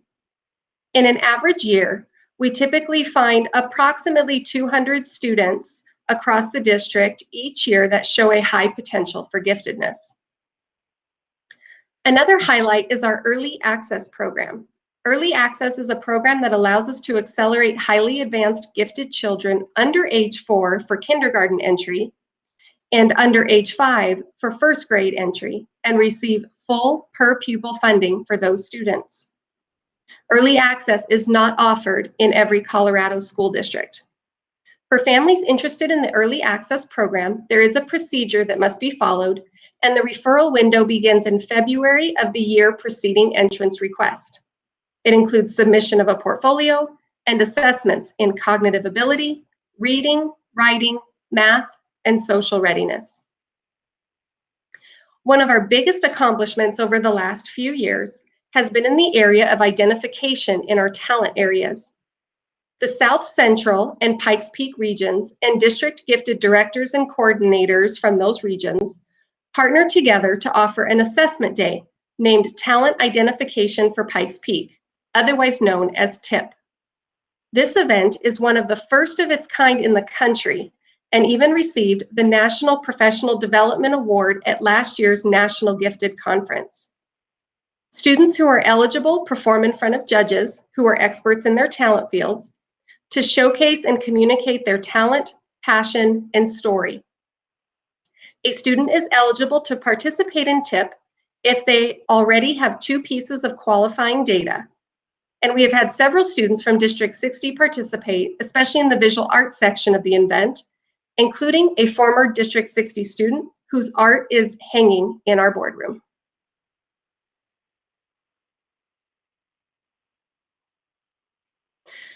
Five years ago, as a developing program, we were found to be compliant in 4 of the 13 areas of ECEA rule. It was through the effort of all educators, families, and community members working collaboratively and purposefully together to implement processes and best practices that in the last 4 years, District 60 has been found to be compliant in all 13 areas of ECEA rule. I truly am so blessed to work with such amazing educators that care for and advocate for our gifted students. And it is even more of a blessing to get an opportunity to meet with these students and be able to watch them thrive. Thank you again for the opportunity to report tonight on our gifted and talented program and share our journey with you. And with that, I'd like to answer any questions that you may have. Dr. Wright? Thank you very much, Ms. Smith, for your presentation. I have a comment, maybe a couple of questions. And having been a teacher of gifted students, I was very glad to see when you talked about the depth complexity framework and how those strategies can be used for all students. I think that was one of the things that I found as a teacher. The more I learned about the various options, curriculum, strategies for gifted students, I saw that they could apply to all students. I'm glad you have that information accessible, because sometimes students are under-identified, particularly in certain groups. And so providing those kinds of strategies for all students will help us to further identify students. But my second question, so again, I'm excited about this. Again, that's part of one of the little niches I was in. But tell me about the demographics. What are our current demographics for our gifted students for D60? Sure. We have, like I said, we have about 580 of our students that are in the gifted and talented program. It's pretty even across the board as far as gender. So we do have about, this is last year's data. This year's data will be coming out this spring. We have about 58% of our GT students male and then 42 female. Of our ethnicity groups, our highest population is our Latino and Hispanic group at 53.2% that make up our gifted population. 41% is our white population, and then the remainder is our Native American, Asian, African American, Hawaiian, and multi-race students. 47% of our GT population are students who are on free and reduced lunch. That's a great number for us because we want to make sure that we are identifying and giving access to those students who are receiving those services. We also have about 2.5% of our gifted population are our CLDE or second language learner students, and 5.7% of our GT population are twice exceptional students. So again, our students who are gifted but also receive special education services. Okay, thank you. And also, I would love to get the numbers of the ethnic groups, the Native Americans, the Asians, and the African Americans. I would love to know about those numbers as well. I know they're kind of lumped together, but I'd love to see it specified. Sure. So for Native American, 0.4% is our GT population, which aligns with our demographics over the district. So we have about 0.6 students who are Native American in the district. So that aligns with that. Asian is 1.4%. The District 60 is sitting at 0.7% overall, so we are doing well there. Our African American students, we are at 0.5%, and the district percentage is 2.2.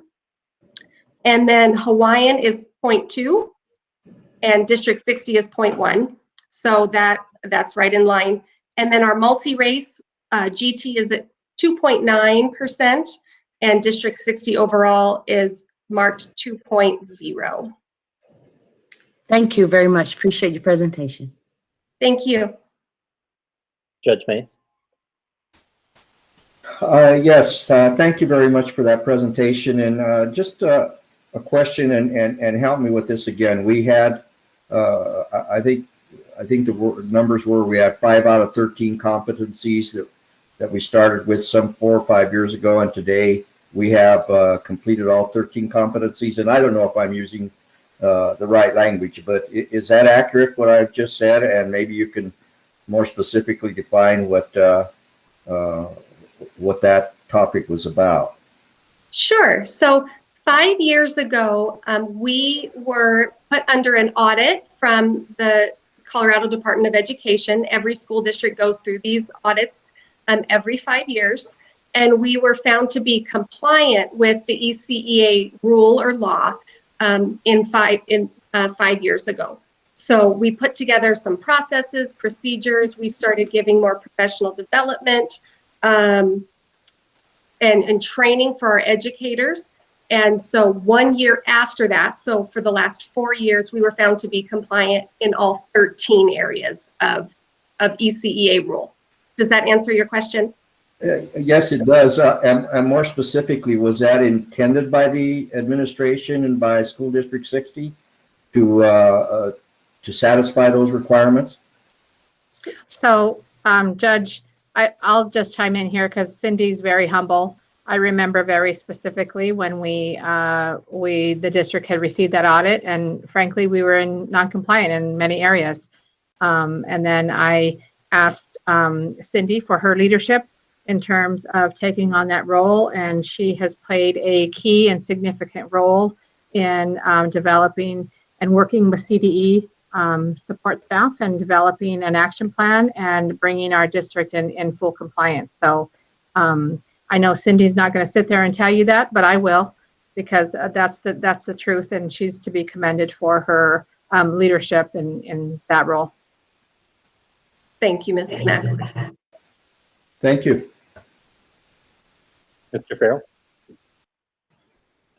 I don't have any questions. Thank you, Ms. Smith, for your presentation and your work with our exceptional students. Ms. Clementi? My thanks as well. Thank you, Ms. Smith, for all of your work and for your presentation today. Thank you. I appreciate the opportunity.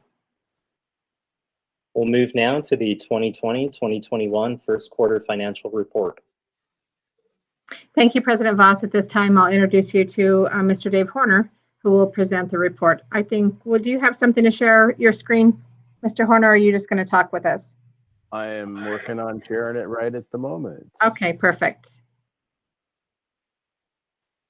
Let's hope I succeeded. Yep, we can see it. All right. Good evening. So this is the first quarter report. It is audited, but not final. There's still probably a few adjustments to the audit, not major, but there always is until we actually get the final document out. What you'll notice that in 2019, we started encumbering payroll, which means we try to forecast out what our payroll costs are going to be for the whole year earlier in the year to allow us to budget better. We are succeeding, but it's been a challenge to get this set up in our system. But we now have enough data that we're showing this using the encumbered expenses when we get to it. So don't panic when you see that we have high expenses for the short term in the year. On our revenue side, we are at, we've collected 24 million. And as a percent of budget, that's 19.5%, which is the 4.3% less than last year. I'm going to scoot down a couple pages so I can kind of show you the difference. The primary difference is the first two line items here. Current property taxes and specific ownership taxes are down. There has been extensions and things, so that's may end up staying down some, but that's one of the main things. And the timing of our Public School Finance Act is where we really feel that the main differences are. So not items that we have any control over, and we just need to continue to watch them. As we look at our expenditures for the year, this is the one where we are now at 79% of adopted budget, and last year at this point we were at 79.2%. So that is with the encumbered salaries. We can't encumber all of our overtime and some of our hourly wages and things, but we're working to continually increase the amount of items that we can encumber so that when we get out later in the year, we actually have a really good sense of what our salaries are going to be at the end of the year. When you look at our Pac-Man pie graph, you'll notice that if you take salaries and fringe benefits and add those up, that's 89.9%. That will not stay at that percentage. We do not encumber purchase services and supplies and capital outlay. And so as those expenditures happen, that will change the percentages as we move down through. When we look at comparison of where we're at, here's the 79.2% last year to adopted budget and the 79%. I think the only other real thing I want to show you is down a couple pages, if my little mouse will move.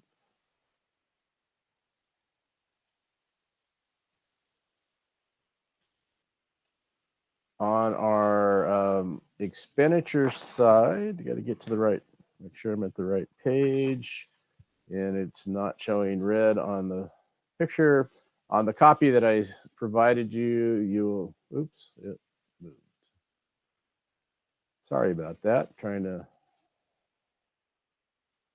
So the one thing that we've done, because of the CARES Act, the CRF funds, we were able to recoup some money into our general fund by the increased instructional time that was increased from the COVID time that we did last spring. We are carrying those as a line item because it becomes a reduction out of our general fund.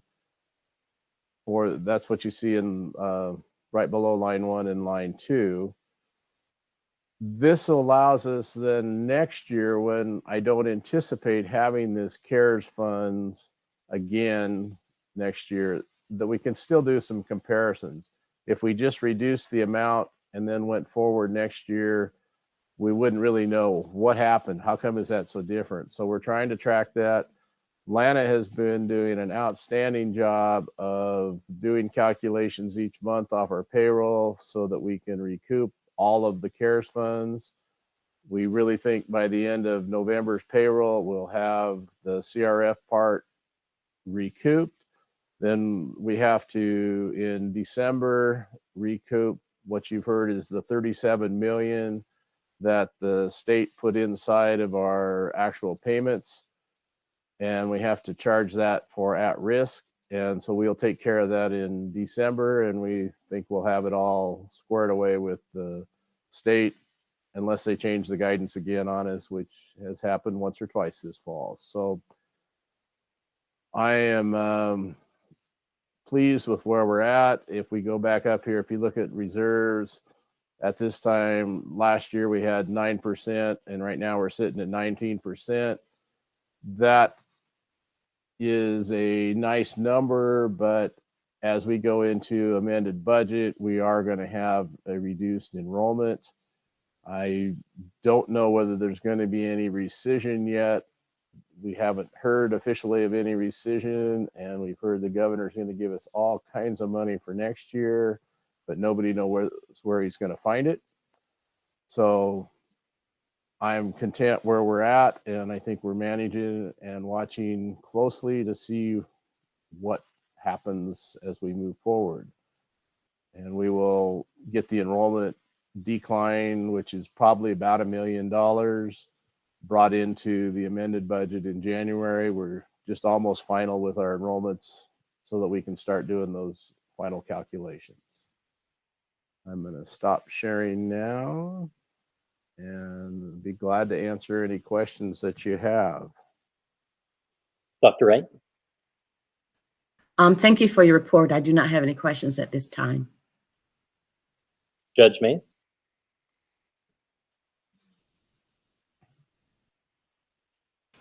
The screens move around a little bit, President Voss, and I get lost someplace along the line, but I don't have any questions. Thank you for the very invigorating report, Mr. Appreciate it very much, Mr. Horner. Mr. Farrell? No questions. Thanks for the update, Mr. Horner. And Ms. Clement? Thank you, Mr. Horner. Just a couple questions. It looked as though our revenue is a little behind. After first quarter, we should be at about 25%. I thought, and it looked to me like we were a little below that. Is that concerning at all? I think the property tax collections and the specific ownership tax collections, it's about $500,000. You know, that's somewhat of a concern. And we also did budget lower on that to start with. So that's, I don't know how that's all going to play out. The actual School Finance Act, I think, is just timing more than anything. Okay. Other than as we have less enrollment, that number will decline. The approximate $1 million is where I'm thinking after averaging in that in round numbers. Okay. So Thank you. we'll continue to watch it. And that that property tax piece was the ability of people to defer payment until the fall sometime, end of October, perhaps, was it? Was that the deal? I know it's been deferred a couple times. I don't have the specifics right on top. Right. Got it. Thank you. And we still have no sense of whether or not there'll be a rescission this year. I have not heard anything yet specifically. Okay. I did, with you, appreciate the interesting budget that the governor put forth. I hope he can fulfill his his hopes. And like you heard at the Colorado Finance, there is a task force of business managers going to meet with the governor's office, trying to really understand, because a lot of that we're understanding is one-time money, trying to buy back the BS factor to last year's level. Well, is that sustainable going into the next year? Would it be 22, 23? That's a major concern for all of us, because if we buy some reoccurring expenses with it, then how do we maintain that? So very interested in that conversation. Absolutely. One last question. At the school finance project, they also talked about school districts going over the cliff, reaching base funding, and discussion being that it will be the larger districts that will reach that point first. I think that we're probably in that category. I think we're the 20th or 16th or something, a largest district in the state. Have you had any further conversations about that particular piece as we look into the future? Well, if the governor proceeds to give us more money, then we won't hit the base. So Keeping No, our I'm- fingers crossed. You know, we're a little ways up. We're not as bad as some of those districts are, really close to the base right now. So Mhm. it is a future item to consider. Okay, we'll have to keep our eyes on that.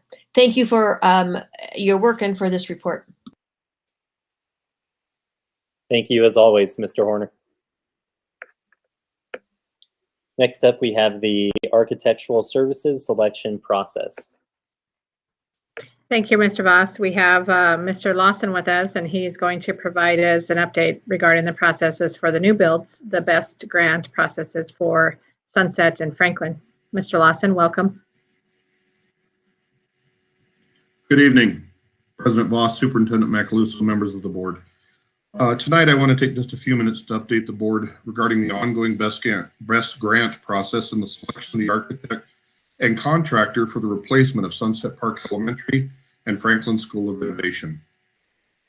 As we've previously reported, the district was awarded 2 best grant awards for the replacement construction of the 2 elementary schools. The grants were applied for to offset the extensive repairs needed at both schools and to better utilize our capital improvement bond funds. The staff began developing the process for the replacement of the schools. The district moved forward with a widely used method for the delivery of the 2 elementary schools called Construction Manager General Contractor, or CMGC for short. Just a recap for the board, the CMGC project delivery method is presently used by most state government agencies, the university system, and school districts across the state. As government entities typically work with fixed budgets for funding, the CMGC delivery method provides the district with fixed project cost amounts during the design phase, as well as in year-end GMP pricing. The architect and contractor are partnered together in order to provide the school district with the guaranteed maximum price for those projects. And this is without the risk of bids exceeding funding available, and also minimize the risk of change orders due to errors in the design documents. In early October, the district started the solicitation process for the projects, advertising for the architectural and engineering services, as well as the CMGC contractor for that design phase of those 2 new schools. The solicitations were qualifications based and cost proposal based procurement methods that would be reviewed by a diverse selection committee made up of district staff, school principals, and board members. The committee members for the selection process, tongue-tied tonight, were principals John Hull, Dana D. Tomaso Junkman, Executive Director Ted Johnson, CFO David Horner, Purchasing Officer Tina Branham, Bond Project Manager John Dusick, myself, as well as board members Barbara Clementi for the architectural and Tommy Farrell for the contractor selection. Additionally, our CD Best Grant Regional Representative observed both selection processes. For the architectural services, a single design firm contract was planned as the school will be a prototype in design. The district received 11 proposals from some of the top design firms in the state. Those proposals were first evaluated by the selection committee members, with the top 4 firms being selected for interviews. Those top 4 firms selected for the interviews in no particular order were Anderson Mason Dale, the Cunningham Group, Ford Copeland Mock, and a joint venture between RTA and MOA Architects. Upon the completion of the interviews, the committee evaluated the design firm's presentations and have recommended the joint venture of RTA MOA Architects for the new school design contract award. Additionally, the RTA MOA joint venture was their pricing proposal was below the amount funded in the best grant amount for architectural engineering, so that was a very strong positive as well. The process for the CMGC contractor was also highly sought after, with the district receiving 10 proposals from some of the very best contractors in Colorado and the Rocky Mountain region. The top 5 firms were subsequently scheduled for interviews by the selection committee, with those interviews being held earlier today, and the results of that selection committee recommendation for that CMGC award being brought back before the board for consideration on December the 8th. Upon the completion and execution of the CED grant award contracts in December, and upon board approval of the action item later in this board meeting, for the design contract or design firm contract award, the district will begin work on the design of the 2 elementary schools in January 2021. And with that, this concludes my report, and I'll be happy to answer any questions. Dr. Wright? No questions. Thank you for the update. Mr. Lawson, thank you very much for your report. I don't have any questions on that, but if you're in a position to answer a couple of questions, I'd appreciate it. How are we doing on the other 11 schools that we got bond money for in terms of renovations? That's the first question. And secondly, has the pandemic in any way influenced the work that's going on at this time? Well, to answer your second question, it's made it challenging, but it hasn't slowed us down. We have evolved into virtual meetings, and we have quite a few of them, and we've been able to keep on task and on our mark as far as where we expect things. The high school projects, we are just wrapping up the 100% development design pricing. That's looking very promising. The contractors are in the current process of construction documents. We expect those to be wrapped up in late January, with those being turned over to the contractors for their GMP. Late February is what we're expecting. Mid to late February, it'll be turned over. So we will be seeing the pricing for those coming back right after the first of the year. The rest of our projects, we're at about 90% on mark right now. Every project in the first year phase of the bond is underway, with the exception of Central. That was the sanitary drain and the roof drain systems. We ran into a couple snags there. We're having some engineering done. There's going to be some additional repairs needed that we discovered with that. But as far as every other project at all the schools, they're all underway or under contract and moving along. We have door hardware going. We have electrical rewiring of schools. Everything is progressing very well. At the last meeting, the board graciously approved new HVAC systems going into Paul South High School. This will bring air conditioning into those schools for a first time. Dramatically improving that environment. But we are definitely on the mark for all of our first year bond projects.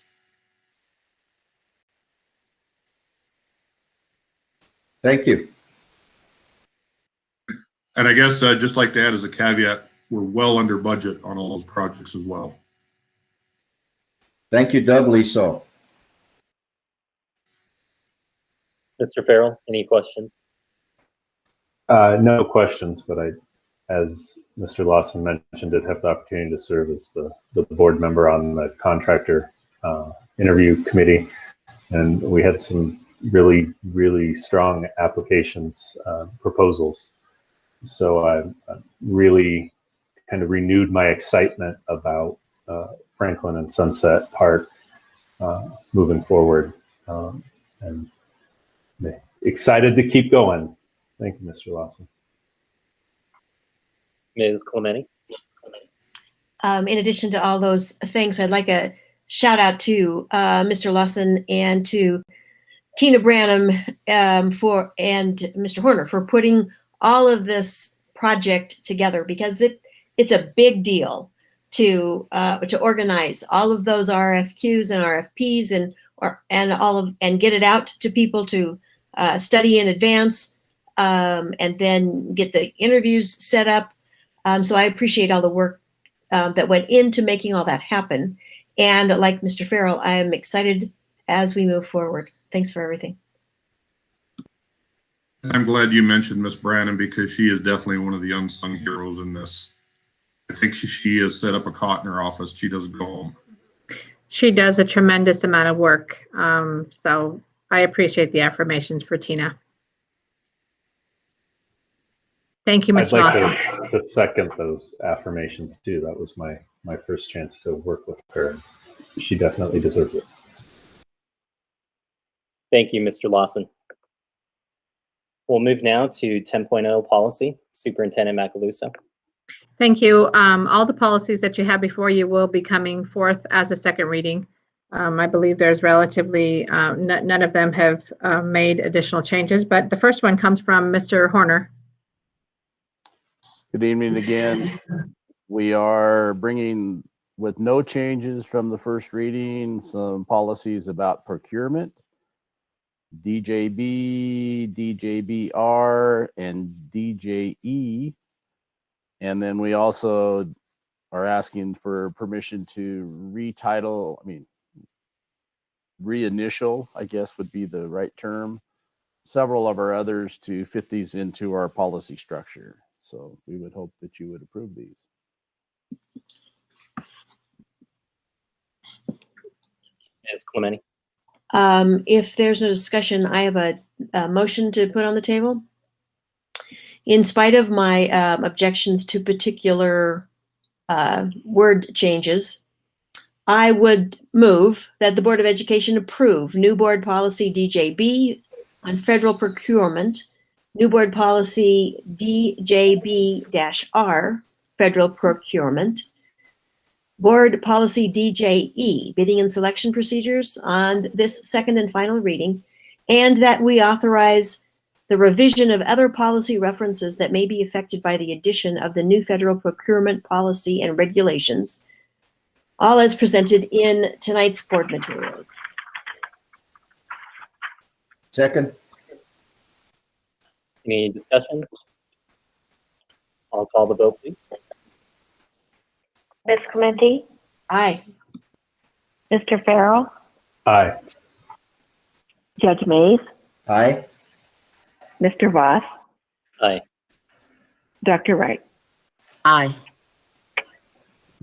And we'll move to number 2 on the list.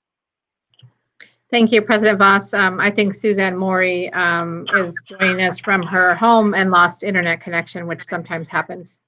So she is joining us on the phone, but I'm just going to go through, and she has 6 policies that she's bringing forth to you. The first one is school-related student publication. The next one is the assessment systems. The third is the equal education opportunities. And then you have 3 for repeal. There were no changes from the last time that she brought forth, and this is for second reading. If you have additional questions, Ms. Maury could hear you and she could respond via telephone. Ms. Clementi. I'll be happy to move these since they don't include any shalls or wills. I move that the Board of Education approve the modifications to board policy JICEA, school-related student publications, to board policy IKA, grading and assessment systems, board policy JB, equal educational opportunities, and board policy IKAB, report cards and progress reports, which would be a repeal. Also board policy ILBA, district program assessments, repealed, and board policy ILBB, state program assessments, which would also be repealed, on this second and final reading in tonight's board materials. Second. Discussion? I'll call the vote. Ms. Clementi? Aye. Mr. Farrell? Aye. Judge Mays? Aye. Mr. Voss? Aye. Dr. Wright? Aye. And we'll for final policy. Thank you. So the final one is on criminal history record information. This is coming forth as a second reading. There were no changes from the previous presentation that Mr. DeCicero made, and he is available if you have additional questions. I will be happy to make this a trifecta. I move the Board of Education approves board policy GBI,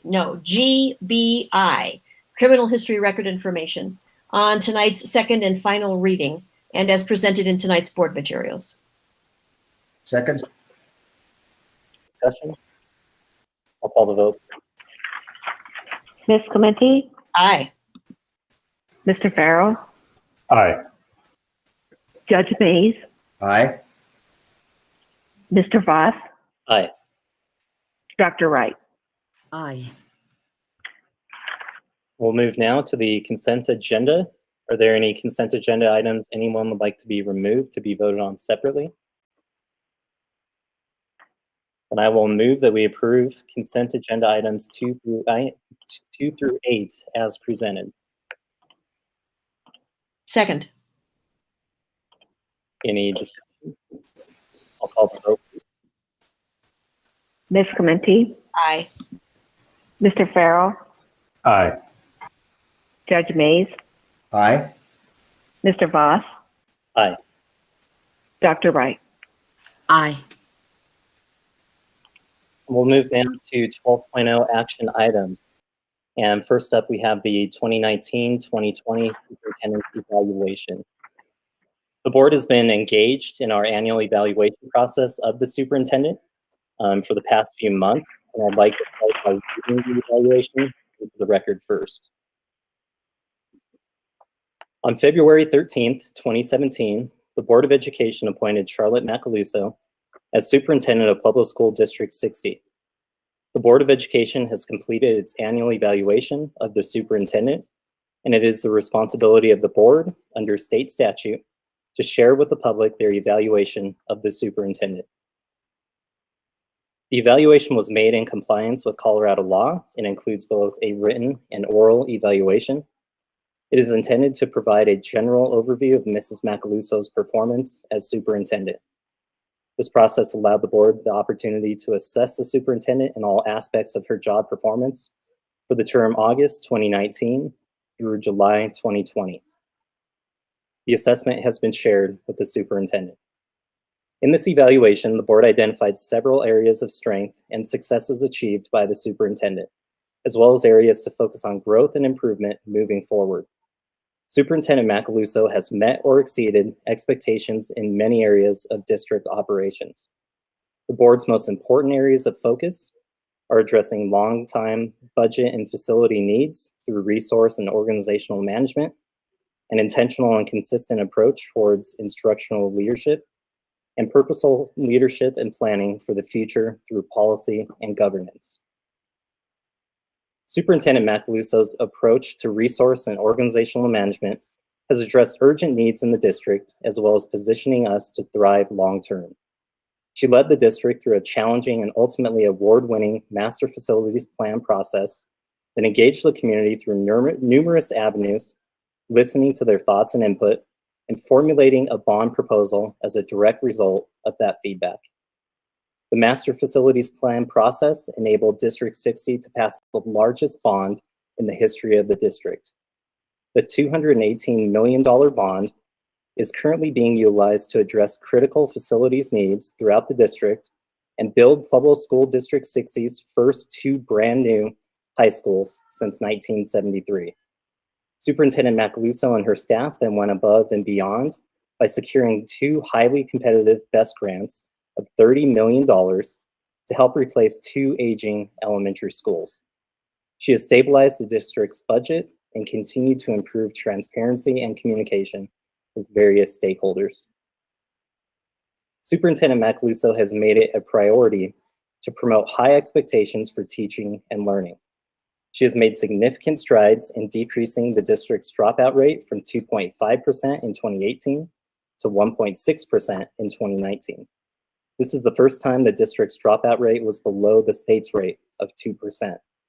She also maintained the increase to the district's 4-year on-time graduation rate of 81.8%, which now exceeds the state's graduation rate. Additionally, Superintendent Macaluso has aligned curriculum and instruction with assessments and state requirements with the adoption and implementation of district-wide K-5 math curriculum, a district-wide 6 through 8 pilot math curriculum, and a K-5 literacy curriculum.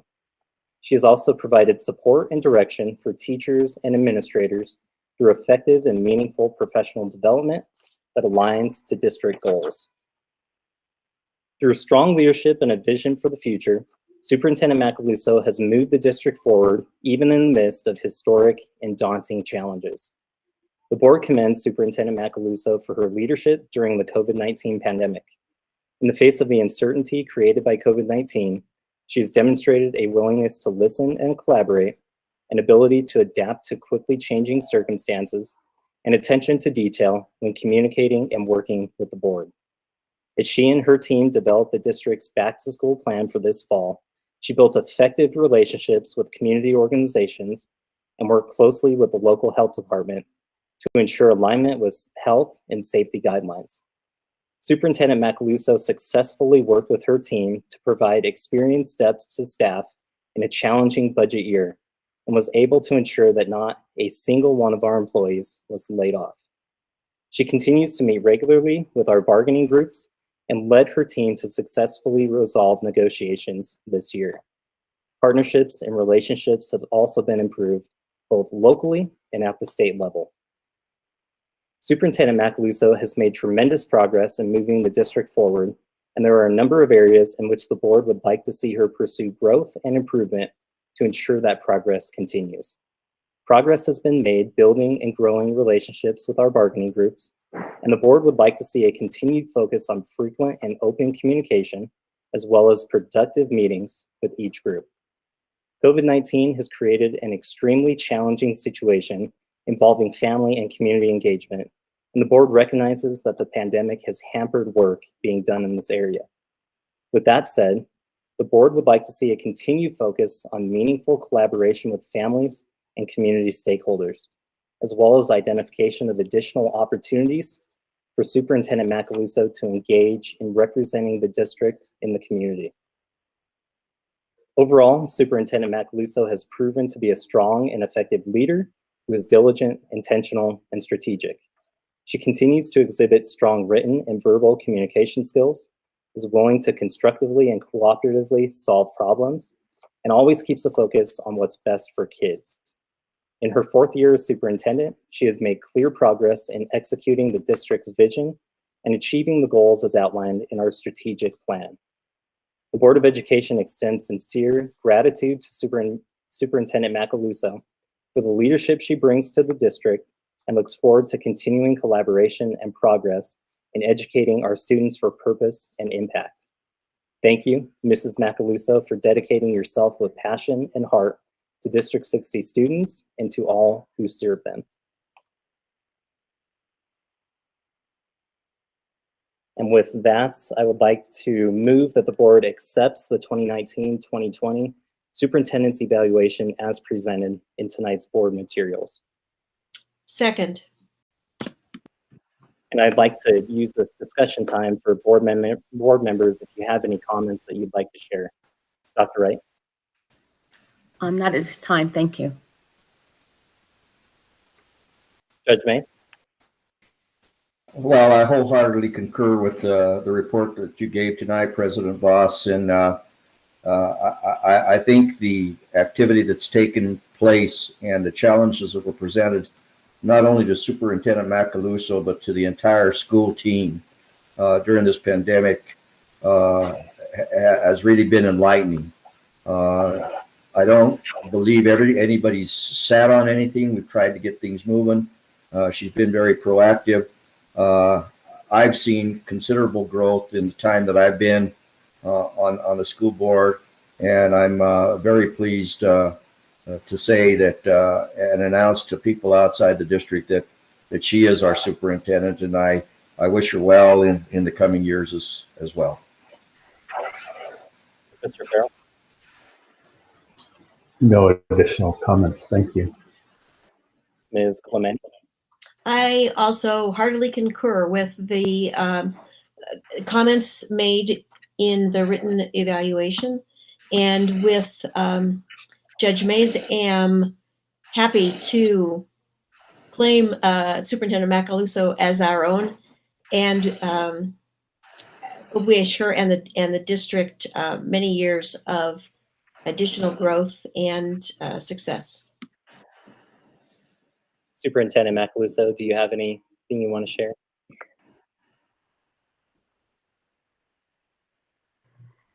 If it's appropriate, I would like to make a statement at the end before the meeting adjourns. Sure. I will call the vote then, please. Ms. Clementi? Aye. Mr. Farrell? Aye. Judge Mays? Absolutely. Mr. Voss? Aye. Dr. Wright? Aye. We'll move then to our next action item, amendment number 2 to superintendent employment contract. And I will move that the board approves amendment number 2 to employment contract between Charlotte Macaluso and Board of Education of Pueblo School District number 60 as presented in tonight's board materials. Second. Is there any discussion?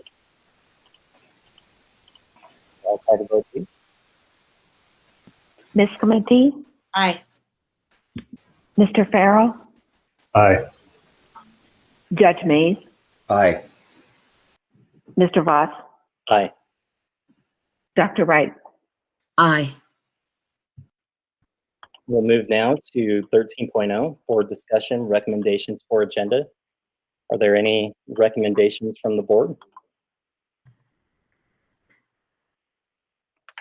I just wanted to make one myself. I always appreciate and value the information that we receive in these meetings from administration. But one thing I'd like to hear more of in our meetings is teacher voice. I know we have a citizen statement agenda item on our agenda, and I think being on the board 3 years now, only one time have we used that. So I'd like for us to talk about the possibility of using that agenda item to hear from a teacher at every regular board meeting. And it doesn't have to be anything formal or official. I just think it'd be a way to include more teacher voice. President Voss, I concur with that. So I would just say that public comment is designed for anybody to be able to provide comment.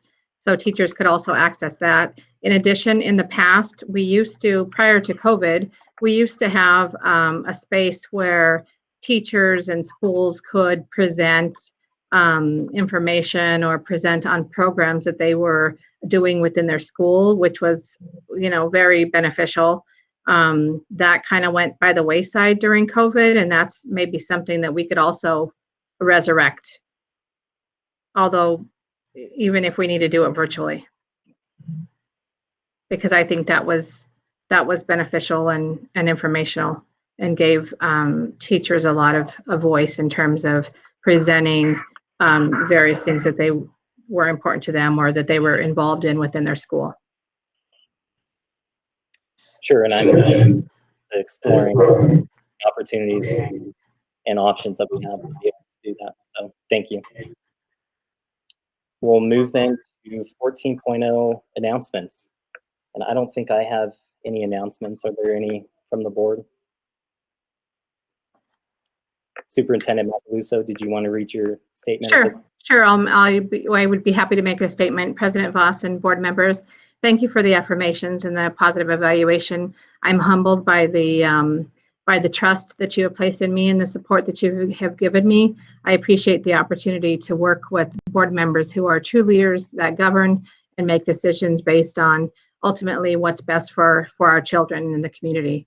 It has been an honor and a privilege to serve a community and a school district that has given so much to me and has helped to shape who I am and my life's calling. In the past 4 years, our district has been faced with incredible challenges, and as a team, we have navigated our way forward. Not only did we weather the challenges, but we have made many accomplishments that we can truly be proud of. I am fortunate and blessed to be able to work alongside a senior leadership team that believe in the vision and mission of our organization. And it's important to acknowledge that not one of our accomplishments could have been achieved without the hard work and of the extended District 60 team, our school administrators, our teachers, our support staff, and all of our D60 team members who support the work that happens each and every day in our schools. These individuals show up every day, even when it's hard. they give of their time, their talent, and they give the best of themselves to ensure that our best interest of our students it comes first. And although the accomplishments are many, there remains much work ahead in our district. We must continue to examine our policies and our practices and evaluate how they advance or how they hinder equity. As leaders, we will be faced with figuring out what public education looks like at the end of a global pandemic. And we must commit to having important, sometimes uncomfortable, courageous discussions about privilege and how we intentionally address the needs of historically marginalized populations. Hope is in front of us in D60, and I look forward to continuing this journey and serving our community. So thank you. Thank you. Is there anything else from the board? Well, we got you out of here before midnight. Yeah, right. I'd like to say something, please. Superintendent, I really appreciate those comments you just made, and the fact that we will be looking at populations that are marginalized, and we do know that when this whole COVID is over, and it's going to be over at some point, that we do have a task ahead, and that's where I see all of us coming together.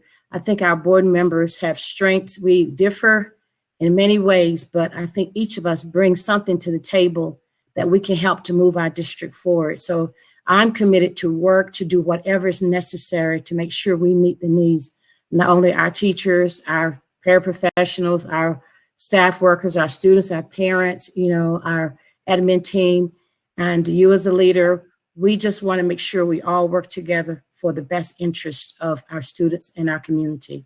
So thank you. Thank you, Dr. Wright. I think in challenging times lies opportunity. And so clearly a global pandemic has shined the light on many things that and when we know better, we do better. So we will continue the work, definitely. Thank you. Thank you, everyone. And at 8:42, we are adjourned.